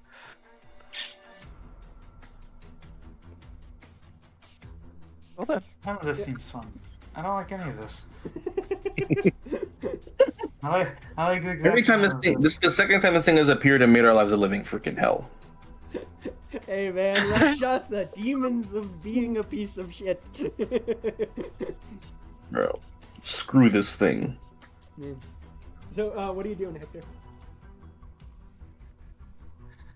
Oh, starting with casting Death Ward on myself, because fuck this shit. I'm like, I might have to pull out a lot of fucking stupid tricks here. This is... So yeah, I touch myself and I grant myself protection from death. The first time that I would drop to 0 hit points as a result of taking damage, I go to 1, the spell ends. Okay. It also negates outright killing. If the spell is still in effect when the target is subjected to an effect that would kill it instantaneous without dealing damage, the effect is negated and the spell ends. Okay. One of our friends might need that later. I only get one of those. Ooh. Oh, later maybe. Oh yeah. And then I'm not casting a single other fucking spell because every other spell I have will be healing from here on out. Death Ward, cool. I pull out my rapier. And let's see. Where are the lines again? There we go. 5, 10, 15, 20, 25, 30. Cool. And was that And, was that an action for Death Ward or? Crazily, I swear to God, it's a fucking bonus action. That's wild. That's... Oh, no, it is an action. I don't know why it says bonus there. Bonus means I probably got it from something else. No, that was my action. Oh, I see. Probably from like the expansion. You got it from, yeah. Yeah. Okay. So then what do you, so you're just squaring up and preparing? Yeah. Because you don't have any bonus action attacks or anything like that. No. Okay. I didn't know. Have any of my friends insight taken damage? Because I guess I could put some heal. I could do insight. No, actually. Because I've been down. Yeah. Thankfully, natural 20 on insight. Okay, so my bonus action will be surveilling the fucking arena. Oh, the battlefield. And you rolled a natural 20. Battlefield. Yes. Okay, sure, man. So let's do with a natural 20. An insight, so that's a 29. Yeah, the Rakshasa appears to have. It thought it had enough guys off the bat, right? After taking the chain lightning, it realized it no longer had enough guys and went, okay, fuck it. We can't play with our food anymore. We have to get them out of here as quickly as possible. And so that banishment spell, also with a natural 20, you think that the reason that the last one succeeded was because it went a full round without it dropping, right? Like this is... Oh. It seems to be a similar sort of, like... It seems to be a version of plane shift, basically, right? This one, he has now sent... He's, okay, second group, and sent them in now as well, right? Let's see. Insight against... The Abishai is fucking pissed for, what did it get? It got shot with... Where did my negative damage go?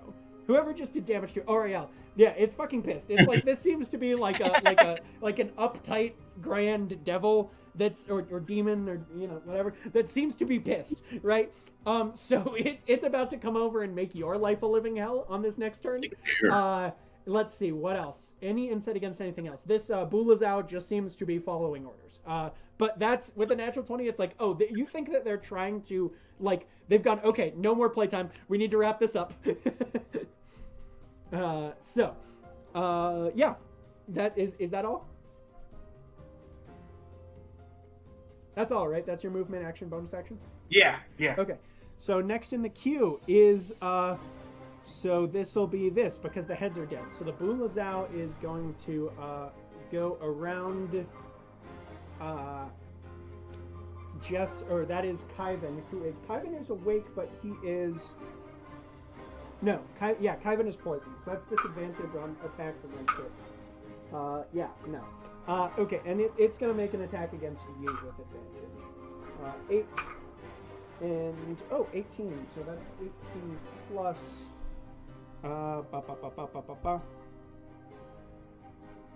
Sorry, one moment. Pulling up all of the stat blocks. Bulazao, 18 to hit. Okay, so I'm going to need a Constitution saving from Hector.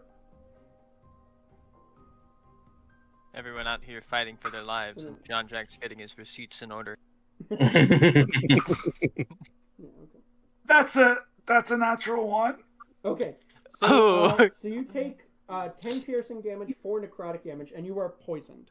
So you watch as these little boils start erupting on your skin. Yeah. Gross. Yeah. Fiends are disgusting. That's his turn. Kyvan's turn. Kyvan is poisoned, and is basically the same thing is happening to him. He is going to... Let's do... He's gonna go, we probably just need to kill this guy, right? So he's gonna walk over and attack the Rakshasa. That is... He is there. Ooh, that's alright. Okay, and he does this much damage. So that's gonna be a couple of those. So that's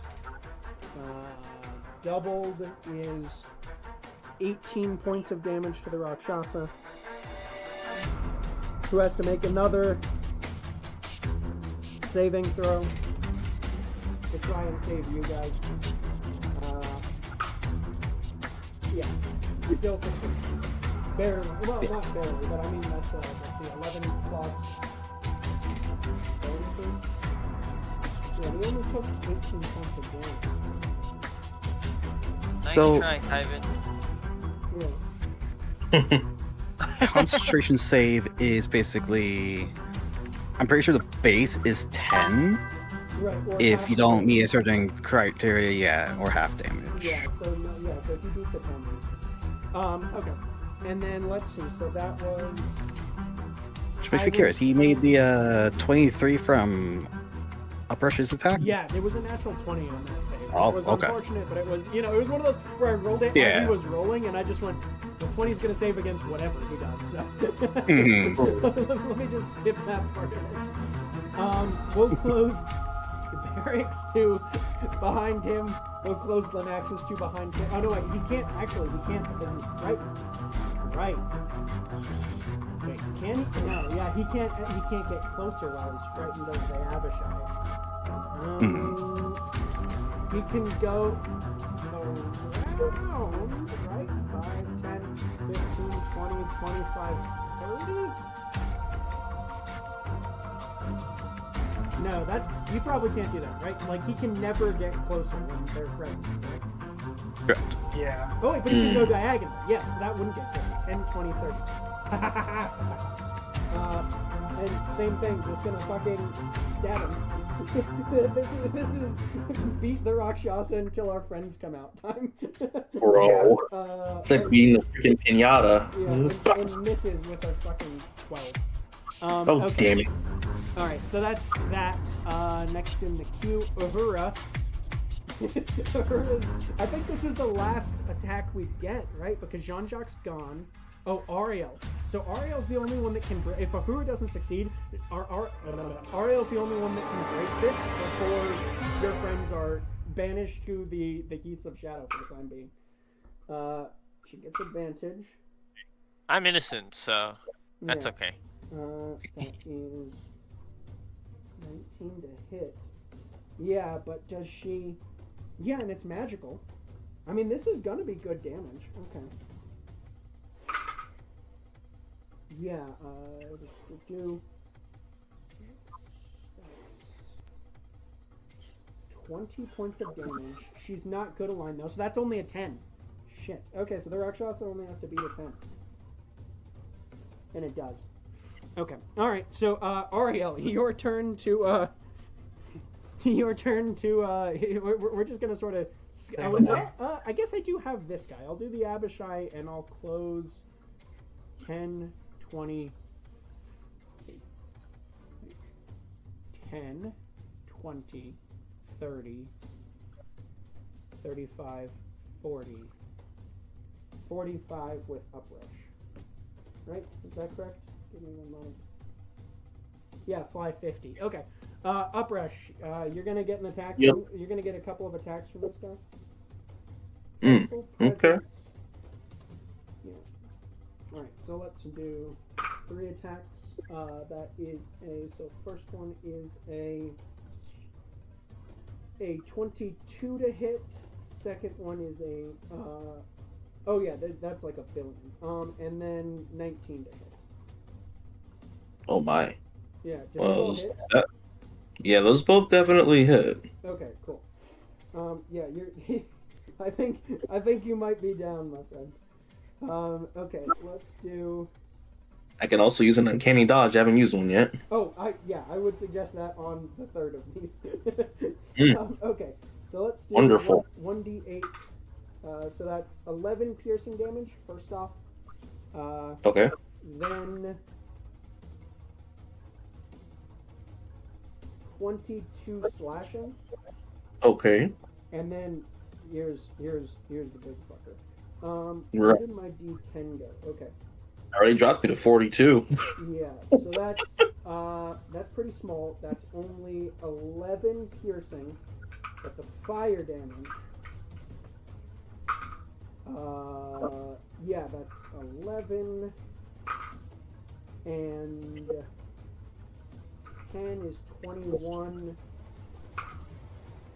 21 and 9 is 30 points of fire damage. So you're gonna Oh my god, that would. Huh? Uh-huh. So you're gonna have. So how that many full attack, total? right? Yeah, that last attack was, what did I say? 11 on the first attack, like 11 piercing and 30 fire is 41 total. half to 41. half to 20. Jesus. Oh yeah, the How- 100 damage. Yeah, boy. Been there. Yeah. It's Half the 20, which leaves me with 11 damage points of health. Ariel, your turn. Trying to figure out if the draconic spirits attacks are magic based. Mm. I mean, it is a magical thing. Well, magical attacks are fine. It's just that magical effects and magical, like magic, can't be used against I know, it, but the magical attacks were fine. Yeah, the spell's not hitting him. The thing Specifically, brought out by the I'm trying to magic. figure out if it's a magical attack. Oh, because- If it counts as magic, well, right, it is the magic. thing. The thing is I magic. would It's count spirit. that. Let me check. What is the spell called again? Draconic Spirit? Something? Summon draconic spirit. Summon Draconic Spirit. I think Magical I'll count entity. that. I'll check real quick. Alright, call forth a Draconic Spirit. I think that do would the be- creature. Yeah, it doesn't. Yeah, so it doesn't say. So I would count. Yeah, if it doesn't say, I'd count it. I'd count it as magical. Okay. Yeah, because it says as rend your spell attack modifier, right? So I'll count it. Oh, I'll count it yeah. as magical. Okay. And some friends might be singed from this, but I have to do it. Right. Okay, so I'm going to cast Summon Draconic Spirit. It will appear 10, 20, 30, 40, 50. It'll appear right here. Right. Okay, and so you're just gonna try and does it get an attack on its turn? It will get its own turn right after mine, Right. if I remember The correctly. initiative count takes its turn directly after yours. Correct. Will count as okay. So yeah, you're just gonna try and hope that this dragon fucking murks this guy before we before your friends are vamoosed. Dragon. Okay, creatures and monsters. Dragon blue animated. And it's what size is it? Large, huge? It's large. Okay, so that's correct. All right. And so is that your turn? Is that all? That's your action? That's my action, yeah. Okay. Do you have a movement bonus action? Anything you want to do?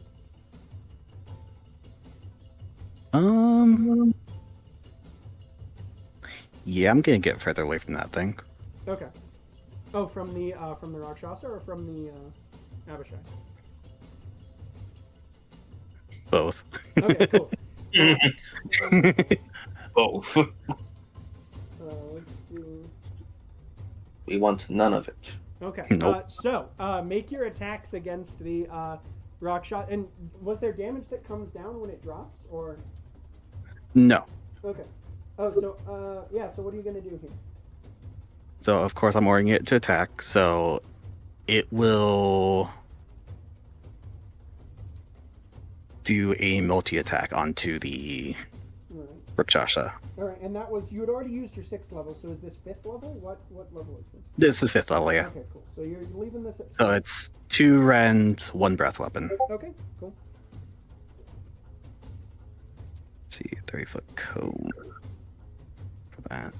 So I'll do the 2 rends first. Okay. Roll to hit. Yep, that's what I'm doing.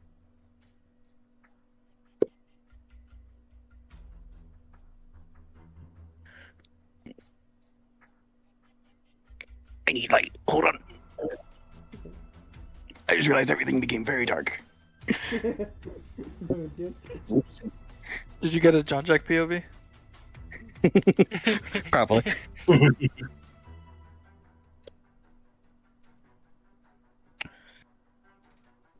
Well, that's hopeful. Natural 20. Okay.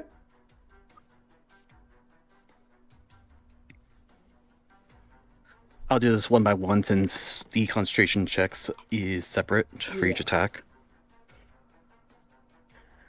So rend is 1d6.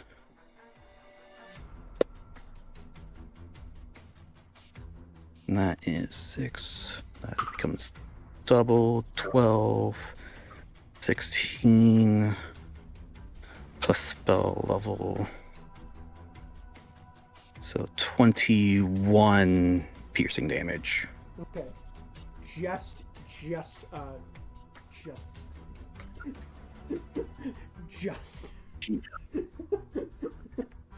Okay, attack 2. Now, question. Yeah. Never mind. It's not a magic weapon. Oh, wait, which one? It doesn't count as a magic weapon, the claw attack. Yeah. Well, wait. Well, Unless you want to count it, and that would be double.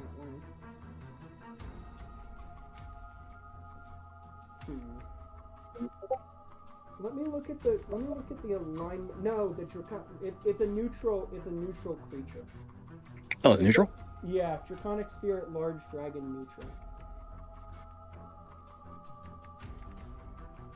Hmm. Yeah, so it does. Well, it can technically be neutral good. I'm assuming true neutral. That's my read on that. But I assume it depends on like what was chosen for its base chromatic metallic gem. Which, because if so, in I this think case, that's if so, that should succeed. Let me check this. Draconic. a lot of questions with the spell. Next one, yeah. Yeah.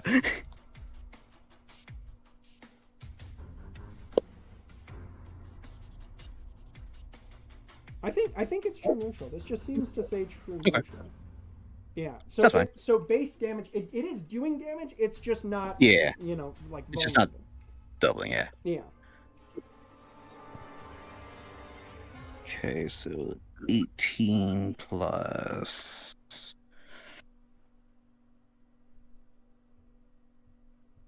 It might, honestly, depending on like this combat might end a lot earlier. In which case, we get half the episode to be role play. Goodness gracious.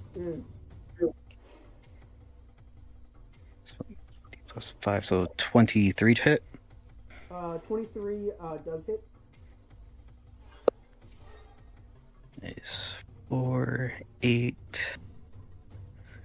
8 plus 5, 13. 13 damage? Yeah. Okay, so that is a 15 to save. Okay, next. Yeah, saves there. And breath weapon. It's gotta roll basically like under. It has a plus 10 to its saving throw, so it has to roll basically under. What is that? That'd be like a 6 basically to fail on the regular.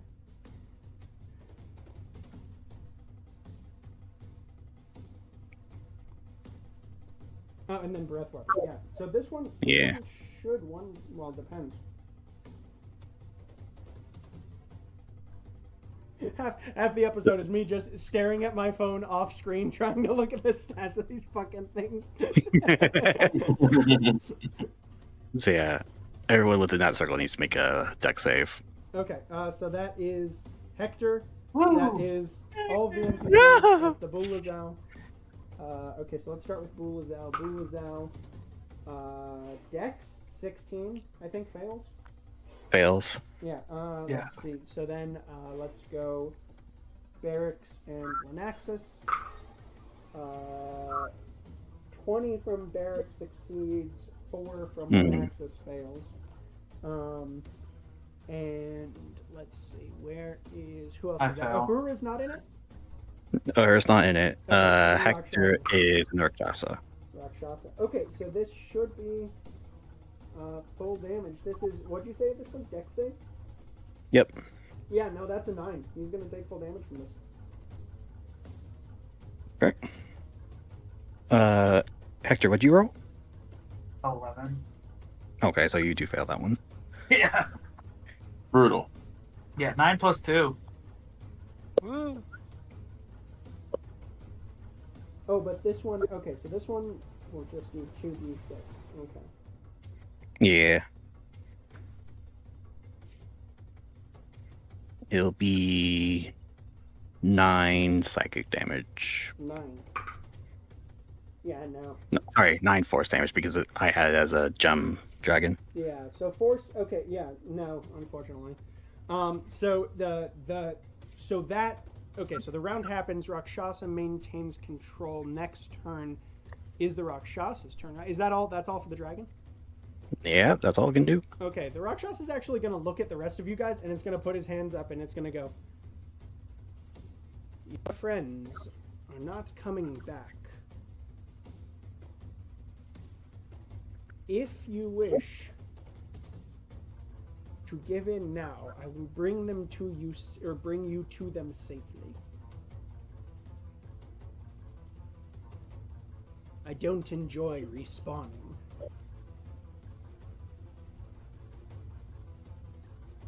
And that'll be all for its turn. Uprush? Well, I can't hear that. Captain's That's nothing to do with me. Huh? What? Wait, where? Oh, he did the dragon thing again. Can Who you said, repeat what please, you Daddy, said? let me send you all to hell. Yeah, the What? Rakshasa... I've lost a dice. Oh dear.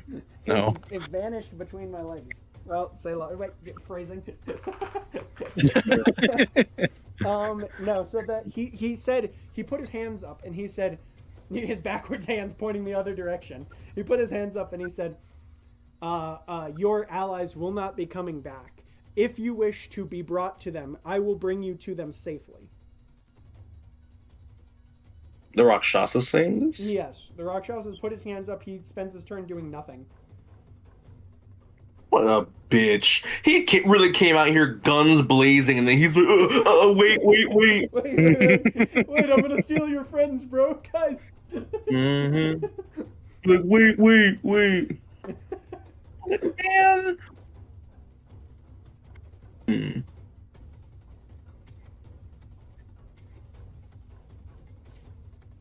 Does Uprush lay down his arms in this moment? Because half your party, Kid Rouge, Jean-Jacques, Jesse, Jax, Mina, and Sir Venable are all gone. Damn, man.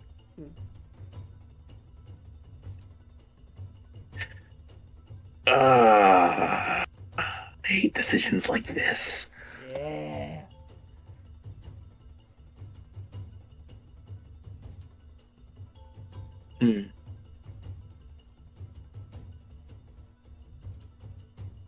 Honestly, I think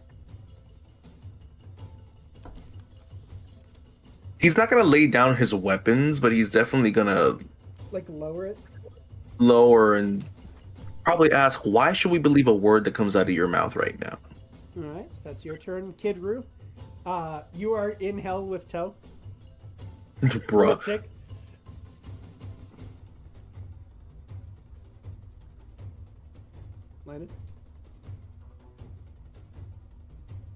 Landon. While we're waiting for that, who was next in the queue? Hector. What about you? Well, my captain just not shot at the dude, so... Okay. Not... Give him a chance. Okay, so you're gonna put that down as well. All right. So, Ariel, you're the last one in queue before your party members are gonna follow suit.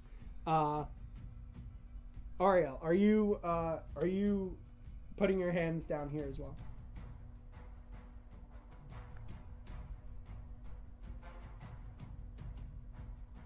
Alistair Rashasha, do you have a way to remove the curse that was placed on one of our allies?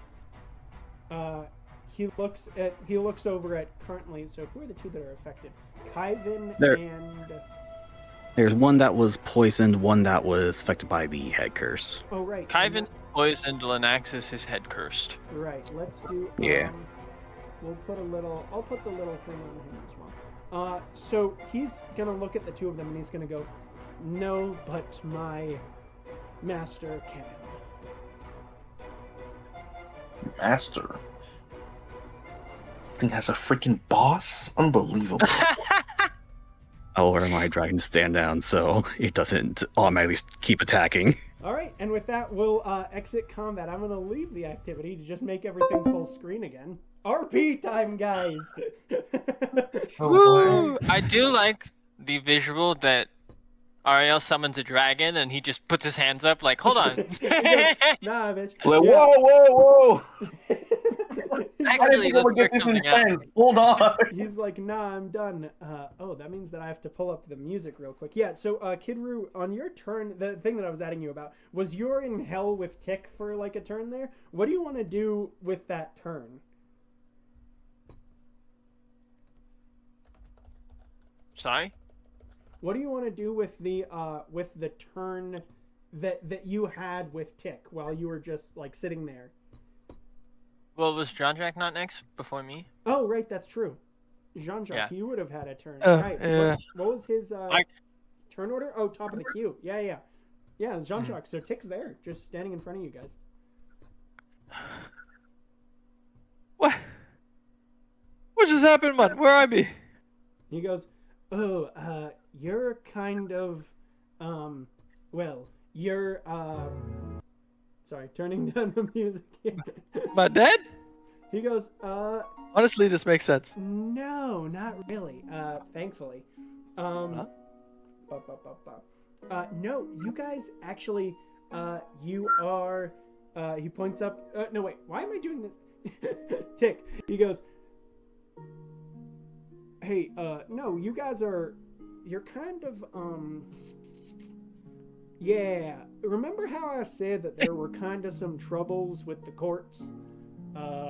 And at that moment, you watch the rest of your allies appear around you as we flash back to the material plane. The Rakshasa, he looks at you guys and he goes, I'll bring you to him, if you're willing. And he just takes a look at all you guys. I assume no one is, like, using this as an opportunity to, like, backstab him or anything like that. No. Okay. And you watch as he, like, waves his hands around you, and you, like, drop through a hole. It basically, the floor around you, the ice grows darker and darker and darker in the middle of the night until it is effectively a hole that you guys drop through. Like, it is almost as if you guys are falling into your extraplanar hole, but instead you just appear in this large cavernous sort of space. And Jean-Jacques, as Tick says that, you watch flying down out of the shadows around you. I've got to grab the thing. This sort of devil figure flies in and lands with these sort of long angel wings, shrouded face in darkness, and these like hoof-like legs. And he goes, "In the matter of your obstruction of the workings of death, you stand accused of collusion with unknown forces. The case of the bearded dragons versus all mankind is called to order." Upper's is going to raise his hands slowly. You hear that there's a loud thump, thump, thump, thump, thump, thump from all these demons as they're beating the walls of the cave and like cheering raucously. Then you hear, Wait, who's the defense attorney? Who is your guys' defense attorney? Either me or you, probably. It's gonna have to be Landon or you, man. So Kidru or Jean-Jacques, and you know what? I think I might choose Kidru. Yeah, I think I'd choose Kidru in this one 100 out of 100 times. The military general or Jean-Jacques? Jean-Jacques had his time. Hey, you know, Jean-Jacques the one with the plus 13 to deception and persuasion, alright? Do you want to deceive a god right now? Or persuasion, or persuasion. Persuasion. Or persuasion. What are you going And to I can't roll lower than a 10 unless it's a 1. And again, I've had 2 of those already. Can we have 2 defense attorneys? Oh, you're gonna Co-counsel. He's gonna ask. Also, by the way, you turn and you Like- look directly next to you, and there is a light blue, sort of electric blue dragonborn that is standing directly next to Adrian Drake. Oh. Turns and looks Oh shit! at him. Huh. This is interesting. Who is this? They got separated. Who is this? They're looking at each other. Kiss! He looks at you and he goes, "You've been traveling with me for months on end, and you really don't recognize me at this point?" You're a dragonborn! Is that Ariel? This is Ariel speaking with Ariel. Well, Oh sort of shit! cadence. Yeah. He's gonna turn and look at you, Drake, and he's just gonna go, "Come on, man." You didn't tell them anything about me? Wow. No wonder you were so pissed at each other. You're literally a different species. Yeah. And you're gonna hear the sound of a cloven hoof going top, top, top against the throne, and you're gonna hear, "Order. There will be order in my courtroom." A brush will lock in immediately. He looks at you all and he goes, "You were brought here under duress since you did not wish to comply peacefully." And then he looks at half of you that are like standing right in the vicinity around the Rakshasa, and he's gonna go, I already count 2. he's gonna go, what were you? He cocks his head, and you watch the Rakshasa, his eyes flash with this like reddish into blackish magic for just a moment, and then he's gonna go, "Oh," and you're gonna watch as the Rakshasa doubles over in pain. And like you see that this godly figure before you waves his hand and he goes, "Your sport is not worth the price of my investigation. Be warned." And he's pointing at the Rakshasa. Oh my. And you hear the Rakshasa go, I'm sorry! I'm sorry! And you watch the effect wear off, and he goes, "Be gone." And you watch the Rakshasa, the Abishai, the group that brought you here, move away into the darkness. All fly away. Does hand raising matter in court? He notices you. If you do, he notices you and he goes, "Speak, if you will." I'm a bit confused here. Who would have come to us peacefully about this? The only person we know with the connection to this situation was, well, the guy you just sent away, talking about the Rakshasa. I was hoping that Dravan would approach you in a positive manner and just ask you to come before me and serve this summons.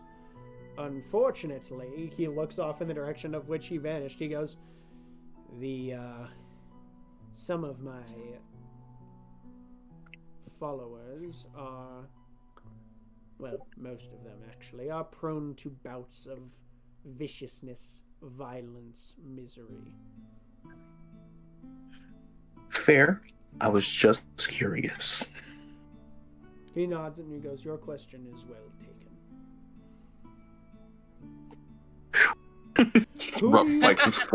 Who do you send before the court to speak on your behalf? Or would you rather each speak in turn on your own? I like that off. That's a good question, actually. Because if we're being tried as a group, it might be best for the group that John Jack is responsible for John Jack. You know what? He's right. Some of the people here. I think it's in our best interest to speak on our own behalf, especially because of poor Kid Roo. This is not Kid Roo's fault. Kid You're Roo really falling with the wrong crowd. So I think it's best if we do this separately. Very well. He goes, "The charges levied against all of you, and each of you, are disturbance of the high plans of the Sentinel of Shadows, and Whoa. and the destruction, and you see him sort of gesture off to the side where you see that there are a number of, like, there appears to be, he waves his hand and there's like a rift in reality that opens, and you see that there's a number of what look like souls, like just floating souls of people that are running it, like they're bouncing like helium balloons against a roof of a like cage, and then shooting off to other sides and bouncing and shooting off to other sides and bouncing. And he goes, disturbance of my goings on as well, in the sending of these to me. Oh dear. He looks, and then he looks against you and he goes, you. And he sees you raising your hand. He goes, come before us. As he steps forward. You are one of the more problematic. As he like points at you, and he goes, not only have you co-opted a number of my reserve without rhyme nor reason, but also he points at you. You actually watched Toe, who, in order to get Toe here, you watched as this Abishai went up and took a fork and stabbed Toe through the heart, and then bang, and you watch it, and like Toe like exploded and went here, and he goes, and him. Oh. You tested some unknown magics on one of my followers, and now I can't even bring him back here without this. He looks at you and he goes, furthermore, and he waves his hands, and you watch as the bits of memory evaporate off of Jean-Jacques' wrist and sit before him in these sort of ghosts of, they sit there in the ghosts of Bahan, the memory of Ahura that you claimed, and the memory of the, I believe you got one memory off the despot, right? Was that? Let me double check. I've kept records of these. But you watch. No, I lost. I tried. I tried with the despot. I didn't successfully grab one. So just Bahan and Ahura, he watches. You see these appear before him, and he goes, and these, which, well, I'll be quite honest, they are not. These are crimes against nature, as well. Eek. Under your law, whom holds responsibility for the creation of tainted magics? He who creates it, or he who steps in it? Oh, I'm sorry. Was I not clear? Are you? Oh. I'm trying you in connection as corollaries, as allies of whoever is leading this. Thank you for the clarification. We hate that guy, Cyrus Kemp. He looks and he like looks over to the court and he goes, is there any way of you proving this information? I mean, how far back can you watch our history? Do you have any time mages? Okay. He's been fucking with us this entire fuck-ass time. I do something that I probably should not do and will probably break me and revert me to a sniveling puddle of goo. I'm going to mentally contact the Sentinel, but then just push all my memories of what's the event. Are you using this for the memories? I mean, technically it's a one-way connection, but I don't think that matters. I'm just using good old the Gulak mental connection. Right. The what? But it can only send images, right, or something, or what's that? It can communicate without language. So I figured that it just translates essentially just pure information. I'm gonna look at this. Didn't you ask for permission first? I can mind touch it. It's a guide, so I mean, it says speak. It doesn't really say anything about like sending him like visions, right? So he waves his hand and he goes, the only information I can glean from that is what you believe, and the only information that I have gleaned from these, he points at like his rabble of demons, is what they have spotted from afar. We are not, unfortunately. You see, kind of like I really don't want to. I mean, there's Toe. Toe's been here the entire time. Almost the entire time. Very well. Oh, summoning tech would suck. He looks at Toe and he goes, can you confirm any of this information, little one? And Toe's gonna go, yeah, well, sure. I mean, I can definitely. That's a natural one on persuasion. Toe's gonna go, yeah, I can definitely confirm this. And as he does, you notice that the little fork that's within him is like still jotting and shooting off streaks of this yellowish lightning, and his whole body goes and like flashes like he's being electrocuted for a second. And he goes, indeed. I believe this one. He is already tainted by these Wait, did Cyrus Chem still have an eye on us? Did it get teleported with us? I don't think he was not able to use the eye because we got the thingies. You guys got the gun detection necklaces. So he can't use it anymore. I mean, there's Hurrah! So Jean-Jacques, he's gonna look at you and he's gonna go. Hurrah! Victim of Cyrus Chem. He goes, she was known to be in league with him. She is tertiary to this conversation. Oh, true. Yeah, not a good. Could she not attest? What? To us not being in league with him? I will accept testimony, indeed. And he's gonna roll an insight check against her. Really good bonus. He is a god. And she is under my, full disclosure, under my influence to free herself from Cyrus Chem. Surely, in your grandeur, you could attest to the magical going-ons side of her troubled mind. Indeed. A good point of note. He's going to wave over to his, to the little scribes and things that are currently copying this down. And he's gonna, note this. He's gonna go. You may step back. He's gonna look.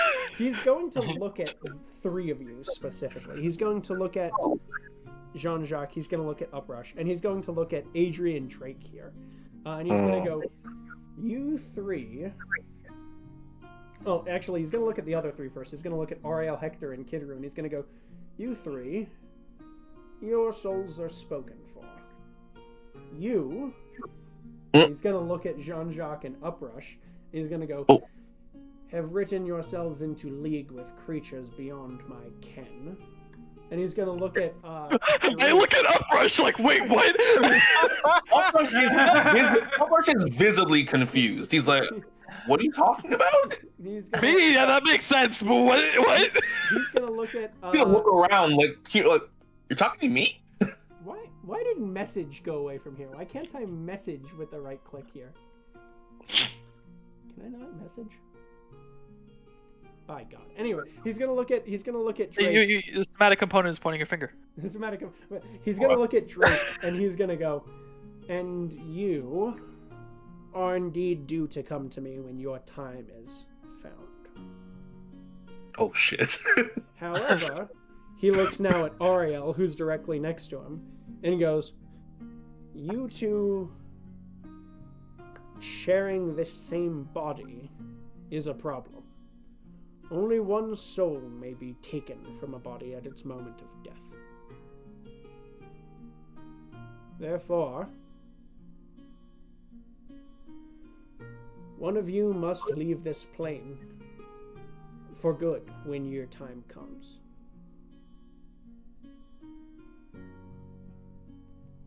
Ariel's gonna sort of look at you, Drake. And before you can speak up, he's going to put his hand up and say, if, by the grace of my death, I may serve the Sunderer, I will. Adrian, he turns to address you, Drake. Travis. And he goes,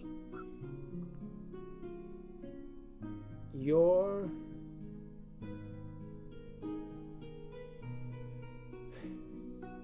spirit may not trend towards serving any cause, serving any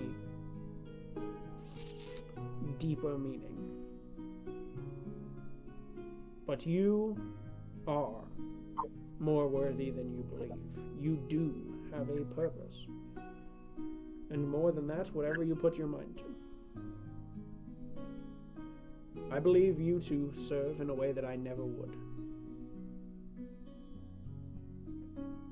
Are you up for this challenge?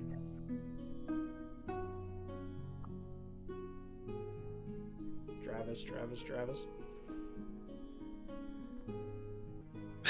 During that speech, I'm actually gonna lean over to John, like, this is the guy that he hated for so long? He seems so reasonable. Right? I kind of like him. That's what I've been saying. I'm gonna be sad when he's gone. All my people, like half of my people, prayed to him, and like. We'll skip that. I can, fuck it. We'll cut it. We'll move things around. I do have a question about the Cyrus Chem thing, if you have a moment. Indeed. You're asking the Sentinel? Yes. He's going to nod and he's going to go, indeed. Would you trust our own magics in determining the truth of whether we are associated with them? Well,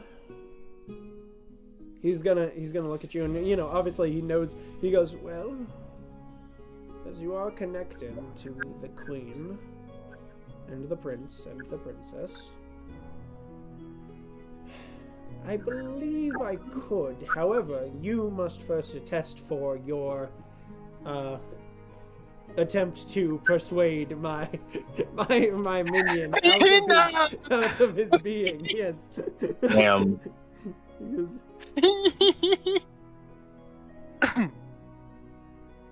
Your Honor, I failed. No.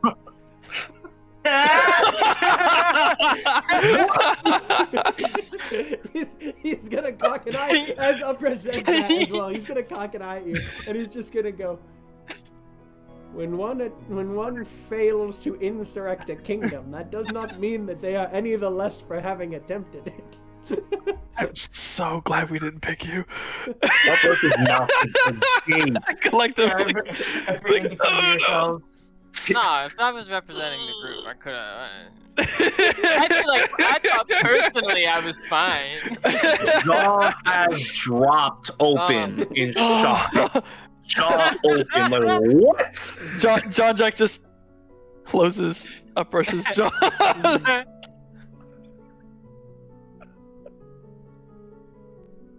Oh, God. One may stray from curiosity every once in a while, but all I learned in this endeavor was the extent of your power, and that it should not be messed with. He's gonna gesture to the sort of scribes here, to the stenographers. Write that down. He's gonna go. The ass kissing must be stricken from the notes. No. What made you think that was gonna work? He looks back and he goes, however, you do make a point in that many stray without it ruining their ultimate path. Roll me a persuasion check here, Kidru. Yes, sir. And to that I will add, as you may know, I have newly devoted myself in the attempt to lead people to what I consider a better path. Yes. In tune with my own gods. Oh, you're saying to him. Yeah. Yes. So what was the persuasion? And I may have overstepped a little. The persuasion is a 19. 19. He'll take a second, and he'll nod, and he'll go, indeed. This I see, he goes, this path I see within your being.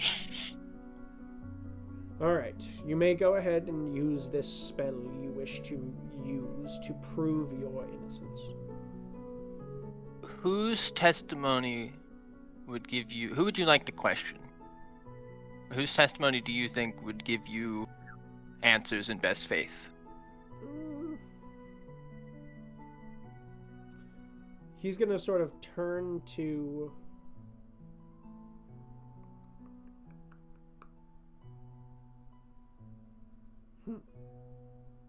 AJ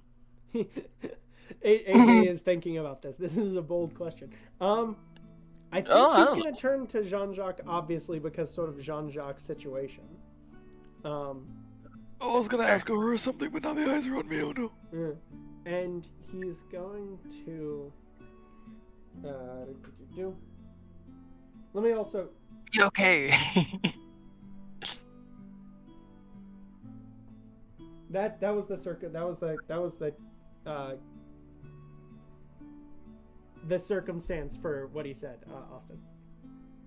Oh, I as a player understood. Oh, okay. All right. When you're like, I'm like, oh fuck, what have I missed? Yeah. So he's gonna look at and he's gonna go, well, this one has a habit of lying, so. Wow. Fair. Lying. So I guess it'll hit everyone of them anyways, but I'm gonna cast Zone of Truth at Jean-Jacques, so it'll originate on him. I fail.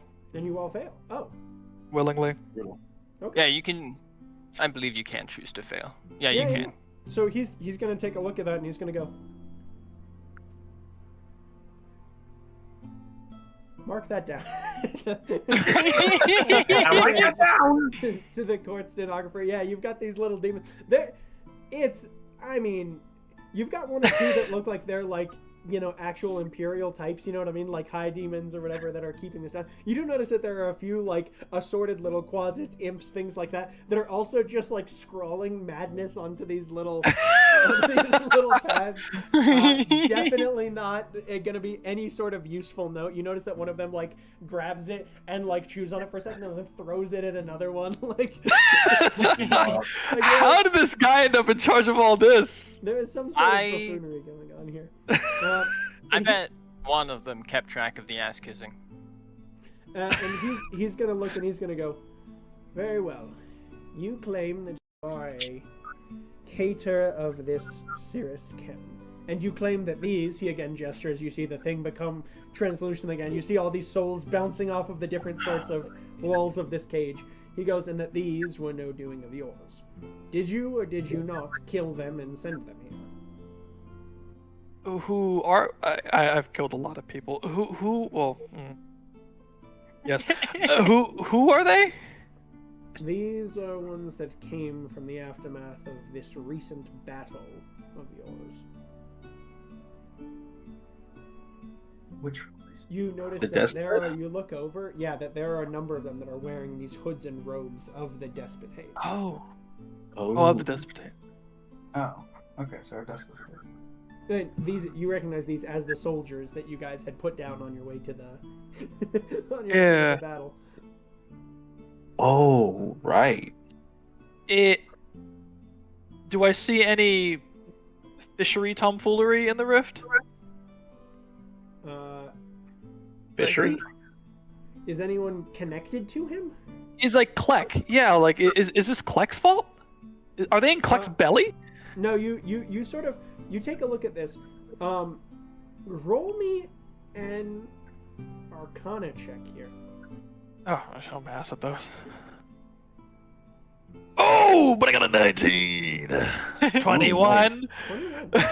Bruh. You're watching this and you're noticing what it looks like is it almost looks like the effect that's going off is the same as the effect that's happening within Toe. Like the souls are trying to be pulled somewhere. Do I have my shit on me? What the? Do we have the bag? Oh, of the goon juice? The remaining goon juice? Yeah. Inventory. Wait, where is it? Did I keep it on my personal? Whoa. Supplies and regents. What do you think he would know about it? That would be interesting. No, that was not us. That was Cyrus and the despot. But you were caught on one count of administering this drug. Yeah, trying to figure out how it worked and what it was. And with the zone of truth, he goes, indeed. And can we bring out? Maybe this could be useful. Can he make it talk? Bring out the head. Which head? The head of the despot? Travis, are you back? God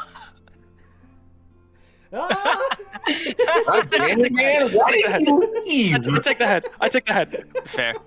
I just this bitch. Yeah. In league with Cyrus Chem. Yeah. And those bastards out at sea, and made this shit out of what I imagine is your antithetical force. Life juice. He's gonna wave his hand. You're gonna see that there is sort of a So you are no friend of them. You see that there's a giant pit fiend who kind of clump Oh, shit. over to you and puts his hand out gently. Giant meaty hand around it and clump. He goes, very well. We will look into this. Well, that sort of answers that. He's going to look it over the rest of you, and he's going to go, however, those of you who have skated by death... He looks at you specifically, Uprush, and he goes, you... Perks up. Huh? Generally... Those who are prone to healing magics... He looks briefly at Hector here. He goes... We do not place as much fault upon. However, those of you who, and he also looks at you, Jean-Jacques, those of you who form pacts of some sort, we do not take great appreciation in souls being stolen from our grasp. You go where you're supposed to. You go where I am forced to look after you.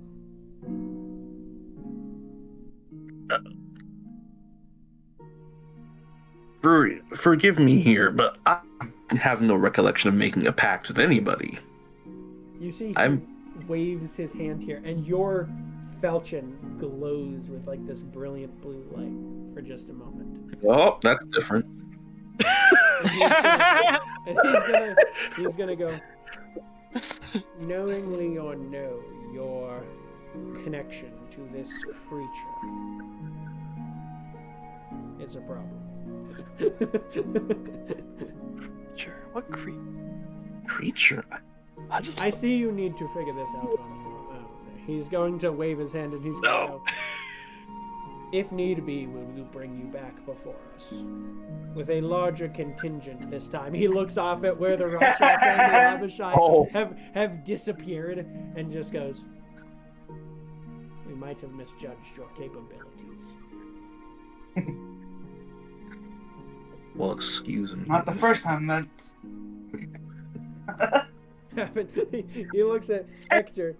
Let's see. What was Hector being tried for? Man, I was almost off being scotch. a real good fucking healer. Yeah. That was Frank, not Hector. For real.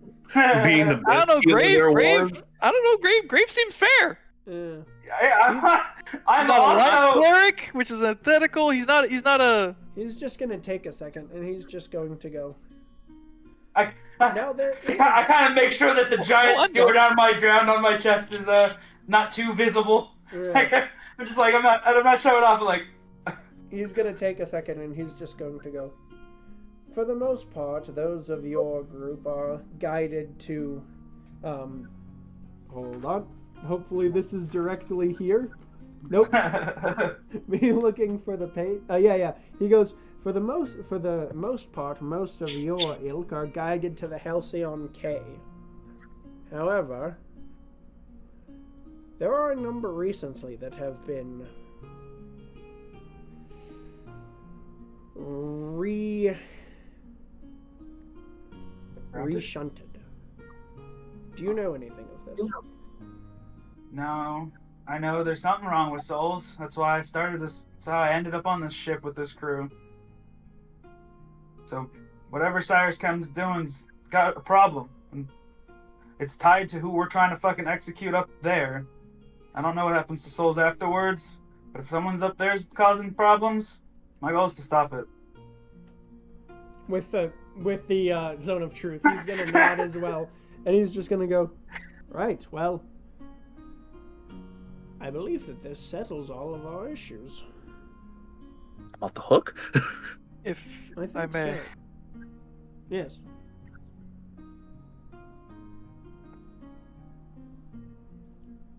I have, excuse the pun, gravely misunderstood It's just your purposes. Kill him. Kill him! You're kidding. And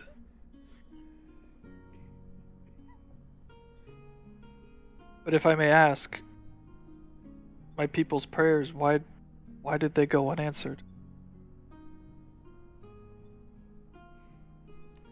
You're gonna watch as so this face, the bat face has kind of been shrouded behind this layer of shadow, and like this bit that's been radiating off of him, like there's almost like a cloak of shadow that surrounds him that is like generated off of himself, but there are bits and pieces that poke out. You watch as some of it reverts, and you see these glowing purple eyes out of the darkness and the snout up here, and you see a kind, sympathetic smile, and he goes, there are workings of ours that we are not.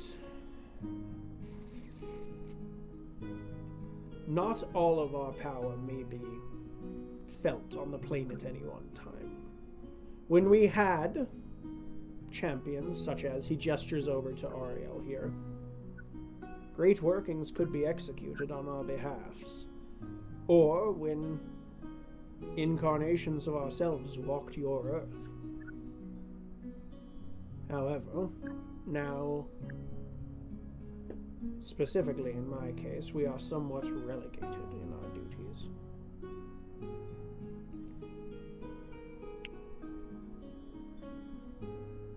I look over at Ahura. But here,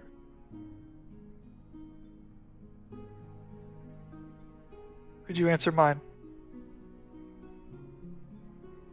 He looks at Ahura's magic, and he sees that you watch as he waves his hand, and you see a pulse within her chest of that same orange, that like yellowish, off mucus sort of pulse. Yeah. And he goes,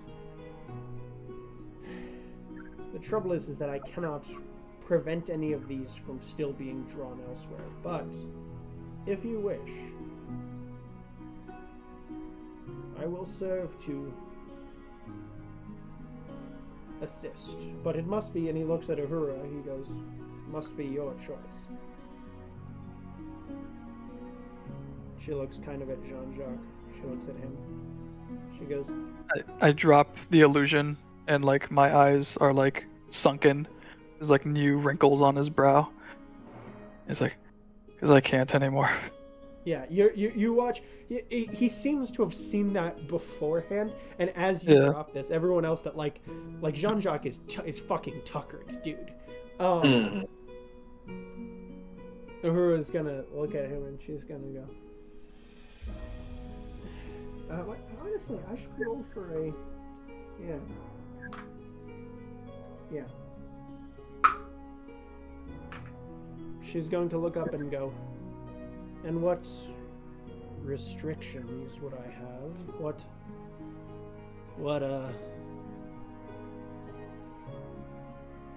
would I have to do for this assistance, for this guidance, for this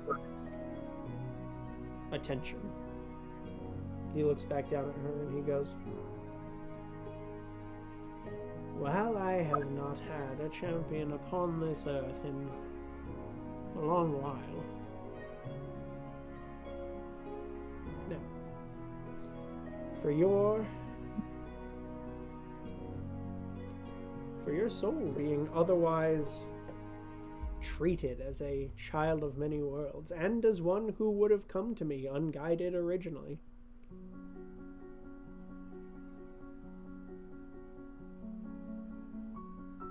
No cause, no reason. Simply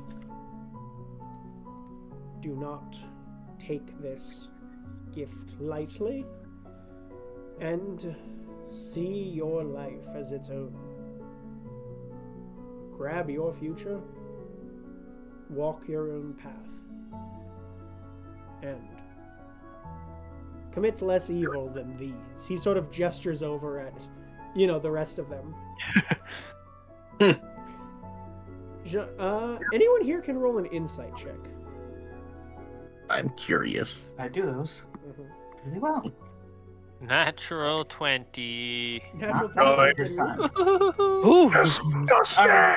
Right on his tail with a 19. 19 for a total of I got 22. 22. What's that a Yeah, we're total from killing it. Victor? My total was 19. Oh, the total was 19. Okay. And then what was that from Uprush? 17. Okay. Total of 17? Yeah. Alright, so we had 2 below. He does seem to be telling the truth in what he has said to Uhura here. With a 21, Jean-Jacques? Yeah, 22. 22. With a 22, you do catch that there is some long-standing suffering in his voice that you can't necessarily place. With a natural 20, Kid Roo, you, and having studied the stories of these, you actually remember very briefly in one of these texts that you had read that one of the... You assumed that it was a mistranslation at the time. But in some texts, the Sentinel of Shadow is referred to as the Keeper of Shadows. And you think that maybe this sort of court that he presides over is not due to an affinity, but out of a duty. A sentinelship over these things, if you will.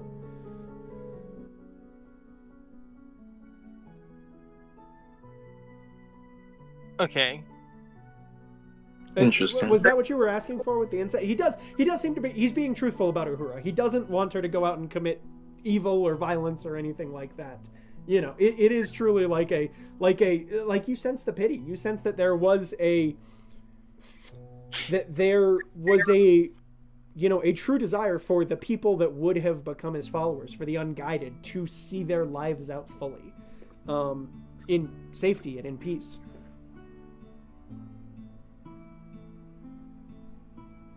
And the final bit is just saying he's also bound here? No, it was just... What was the quote that I said that different than these? That he has a duty to the shadows, that he's the... Oh, yeah. Yeah, that was... that final bit of that was just that, like, that it has seemed to be what his duty is to look after these creatures, right? And inherently, like, he does not seem like he has any desire for, I guess, the malice that some of these creatures deliberately inflict, right?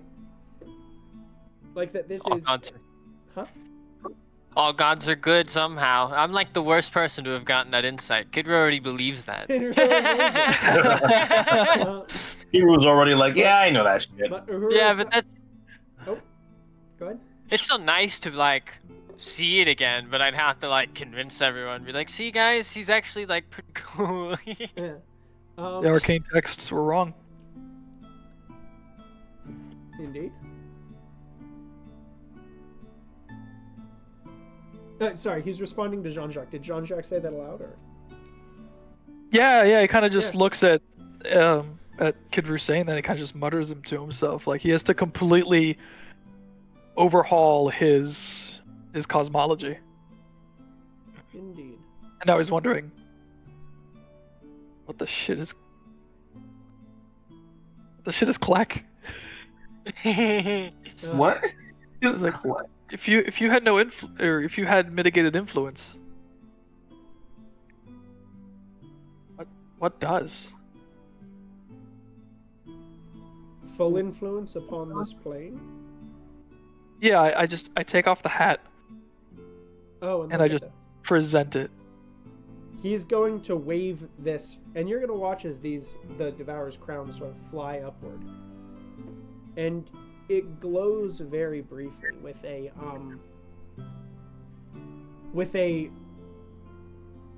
with that same mustard light that then brightens and brightens and brightens until it's matching almost the depths of shadow and the depths of purple coming off of him. And he just goes, okay.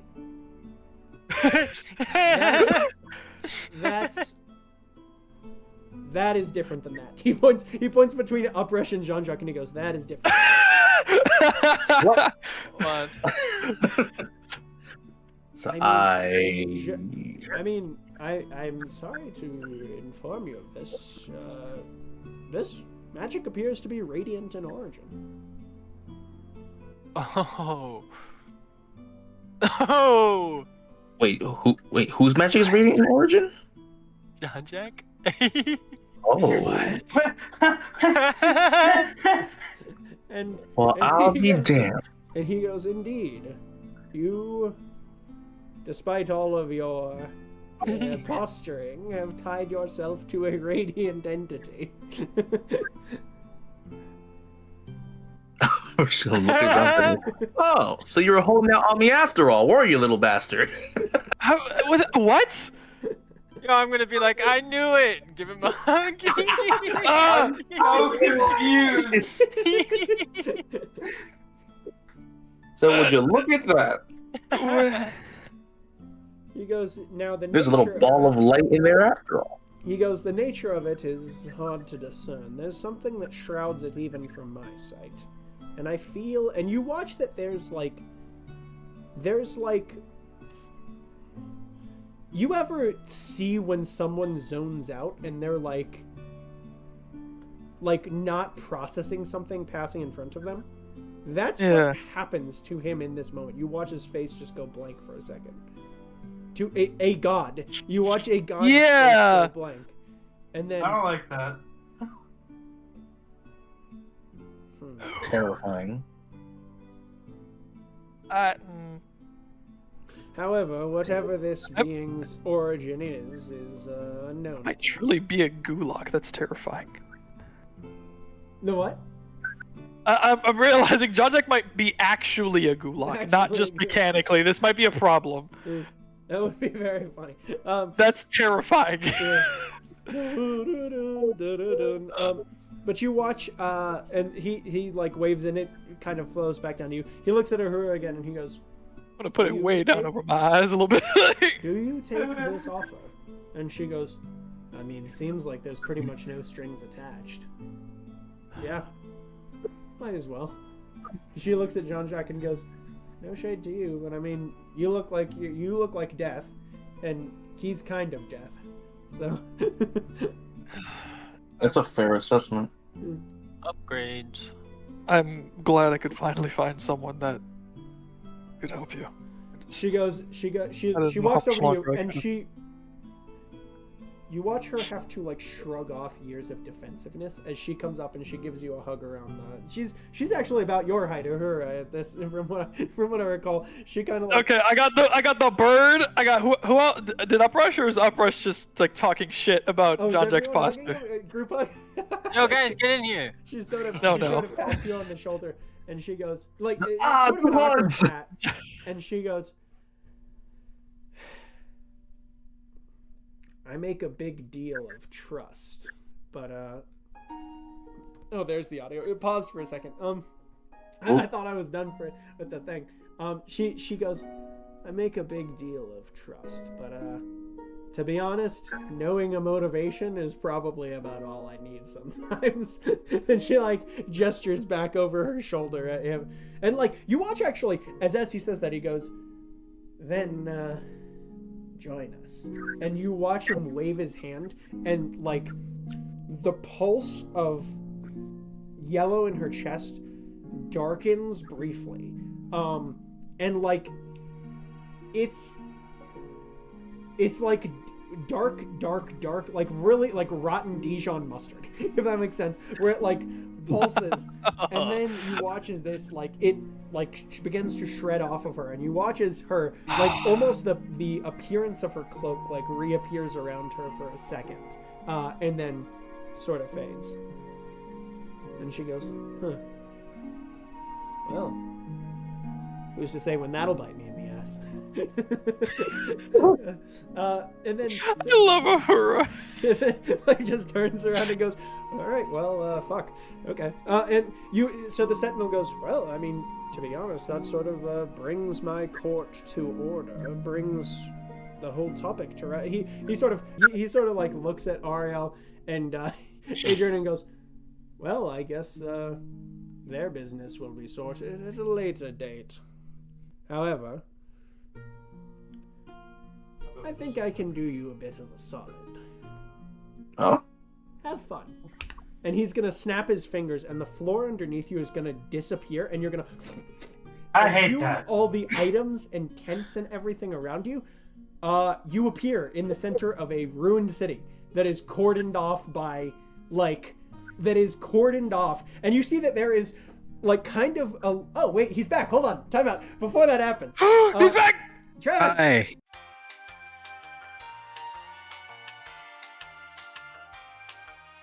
Ariel comes down to, and again, I'll just cut this. The Ariel, he looks at the Sentinel, sort of looked at Ariel and Drake, and goes, trouble being is the two of you occupying one body, your souls when you die. Only one will be able to return. The other must leave this plane of existence for good. And Ariel took a second, looked at Drake, and then said, if by my death I may accomplish what the Sunderer wishes for, if I may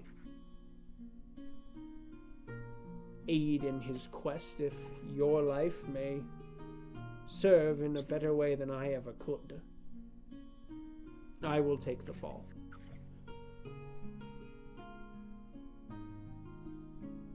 Drake, your destiny, I know you do not believe it, do not believe in any, perhaps. I believe you to be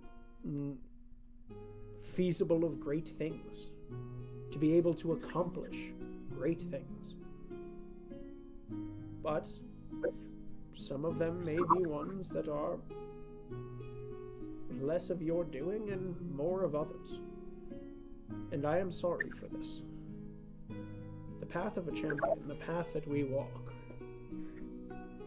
is a hard one.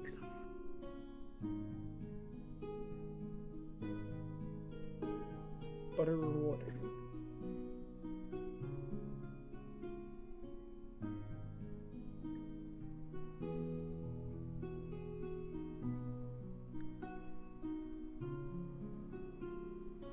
He's gonna sit and sort of wait for Drake.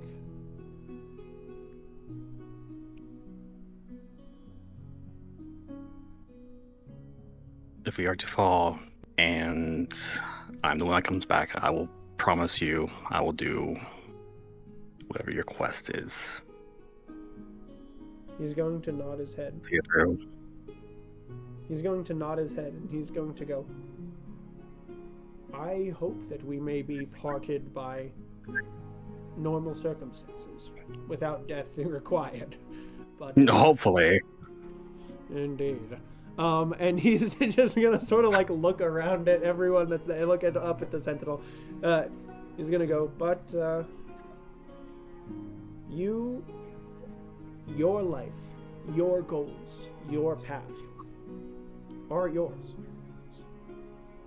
That being said, greatness does also come. Without becoming Uncle Ben and saying, with great power comes great responsibility, because that's legally say that. Legally copyrighted. He's just gonna sort of look at you and he's gonna go, and I will. You watch him actively swallowing his pride in this moment, and he goes, I will try my best to be less compass, if I may. I don't see that happening, but good luck. Indeed. He's gonna go, while I physically have you here, he's gonna gesture with the sword that now you see out of the top of it, almost like some sort of cartoon weapon, is the torso of the orc that like appears out of the top of the sword. He's gonna go, Oh my god.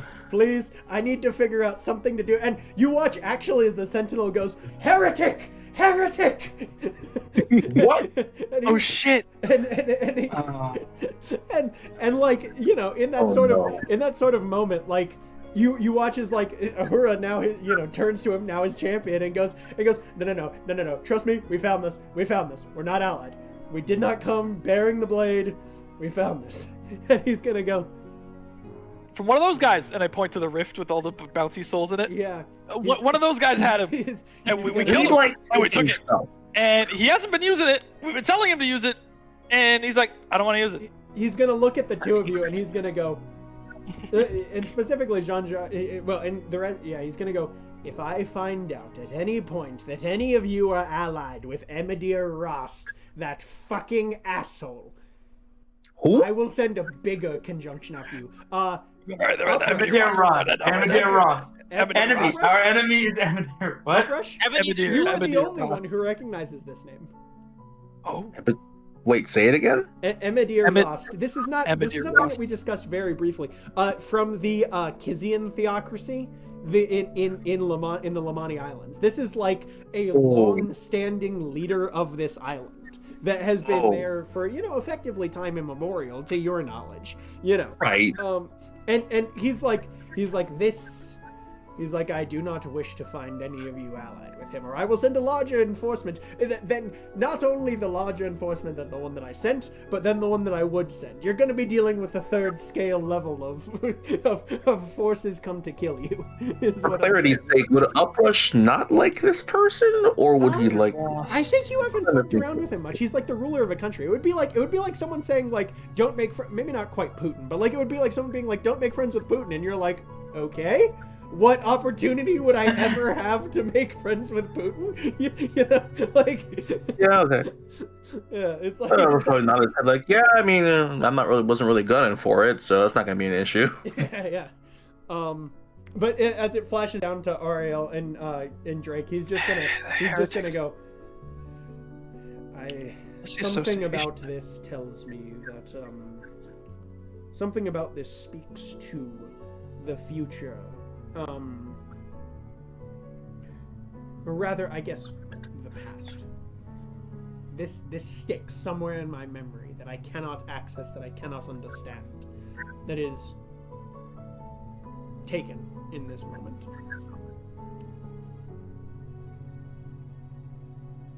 He's just gonna pass it over and he's gonna go. And he's gonna clap you on the shoulder if you allow it. Drake, Ariel will clap you on the shoulder, and he'll go, "May we meet in better circumstances." Yeah. And boom, that's where you guys get flashed out into this ruined city, and you guys recognize the area that you are in. An area that, well, Kidru doesn't. An area that the party has, and actually Jean-Jacques might know. Jean-Jacques has it.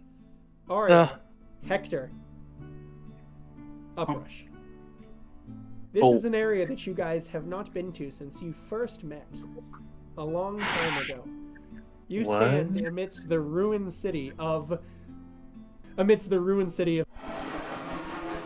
Oh Yeah. no! And you see standing before you basically what looks like a long duster jacket, has sort of this like silvery hair that's like cropped up forward, like has his kind of hands in his pockets,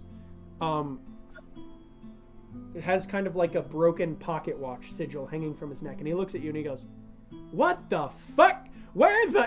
And that is where we're gonna end tonight's session. Yeah, we'll see what we can cobble together. Hopefully we get the full episode from Frank's audio. I'm hoping, but you know, if it's a lost one, we'll figure it out. Fuck it. And that's we'll end this episode of Tales of Tupenia. Did you have something else for the episode, Austin, before we cut? No, I was just looking. I'm looking in my in my notes, like, which character is this that we're looking at right now? And we will end Next tonight's session. Later. See ya. Bye.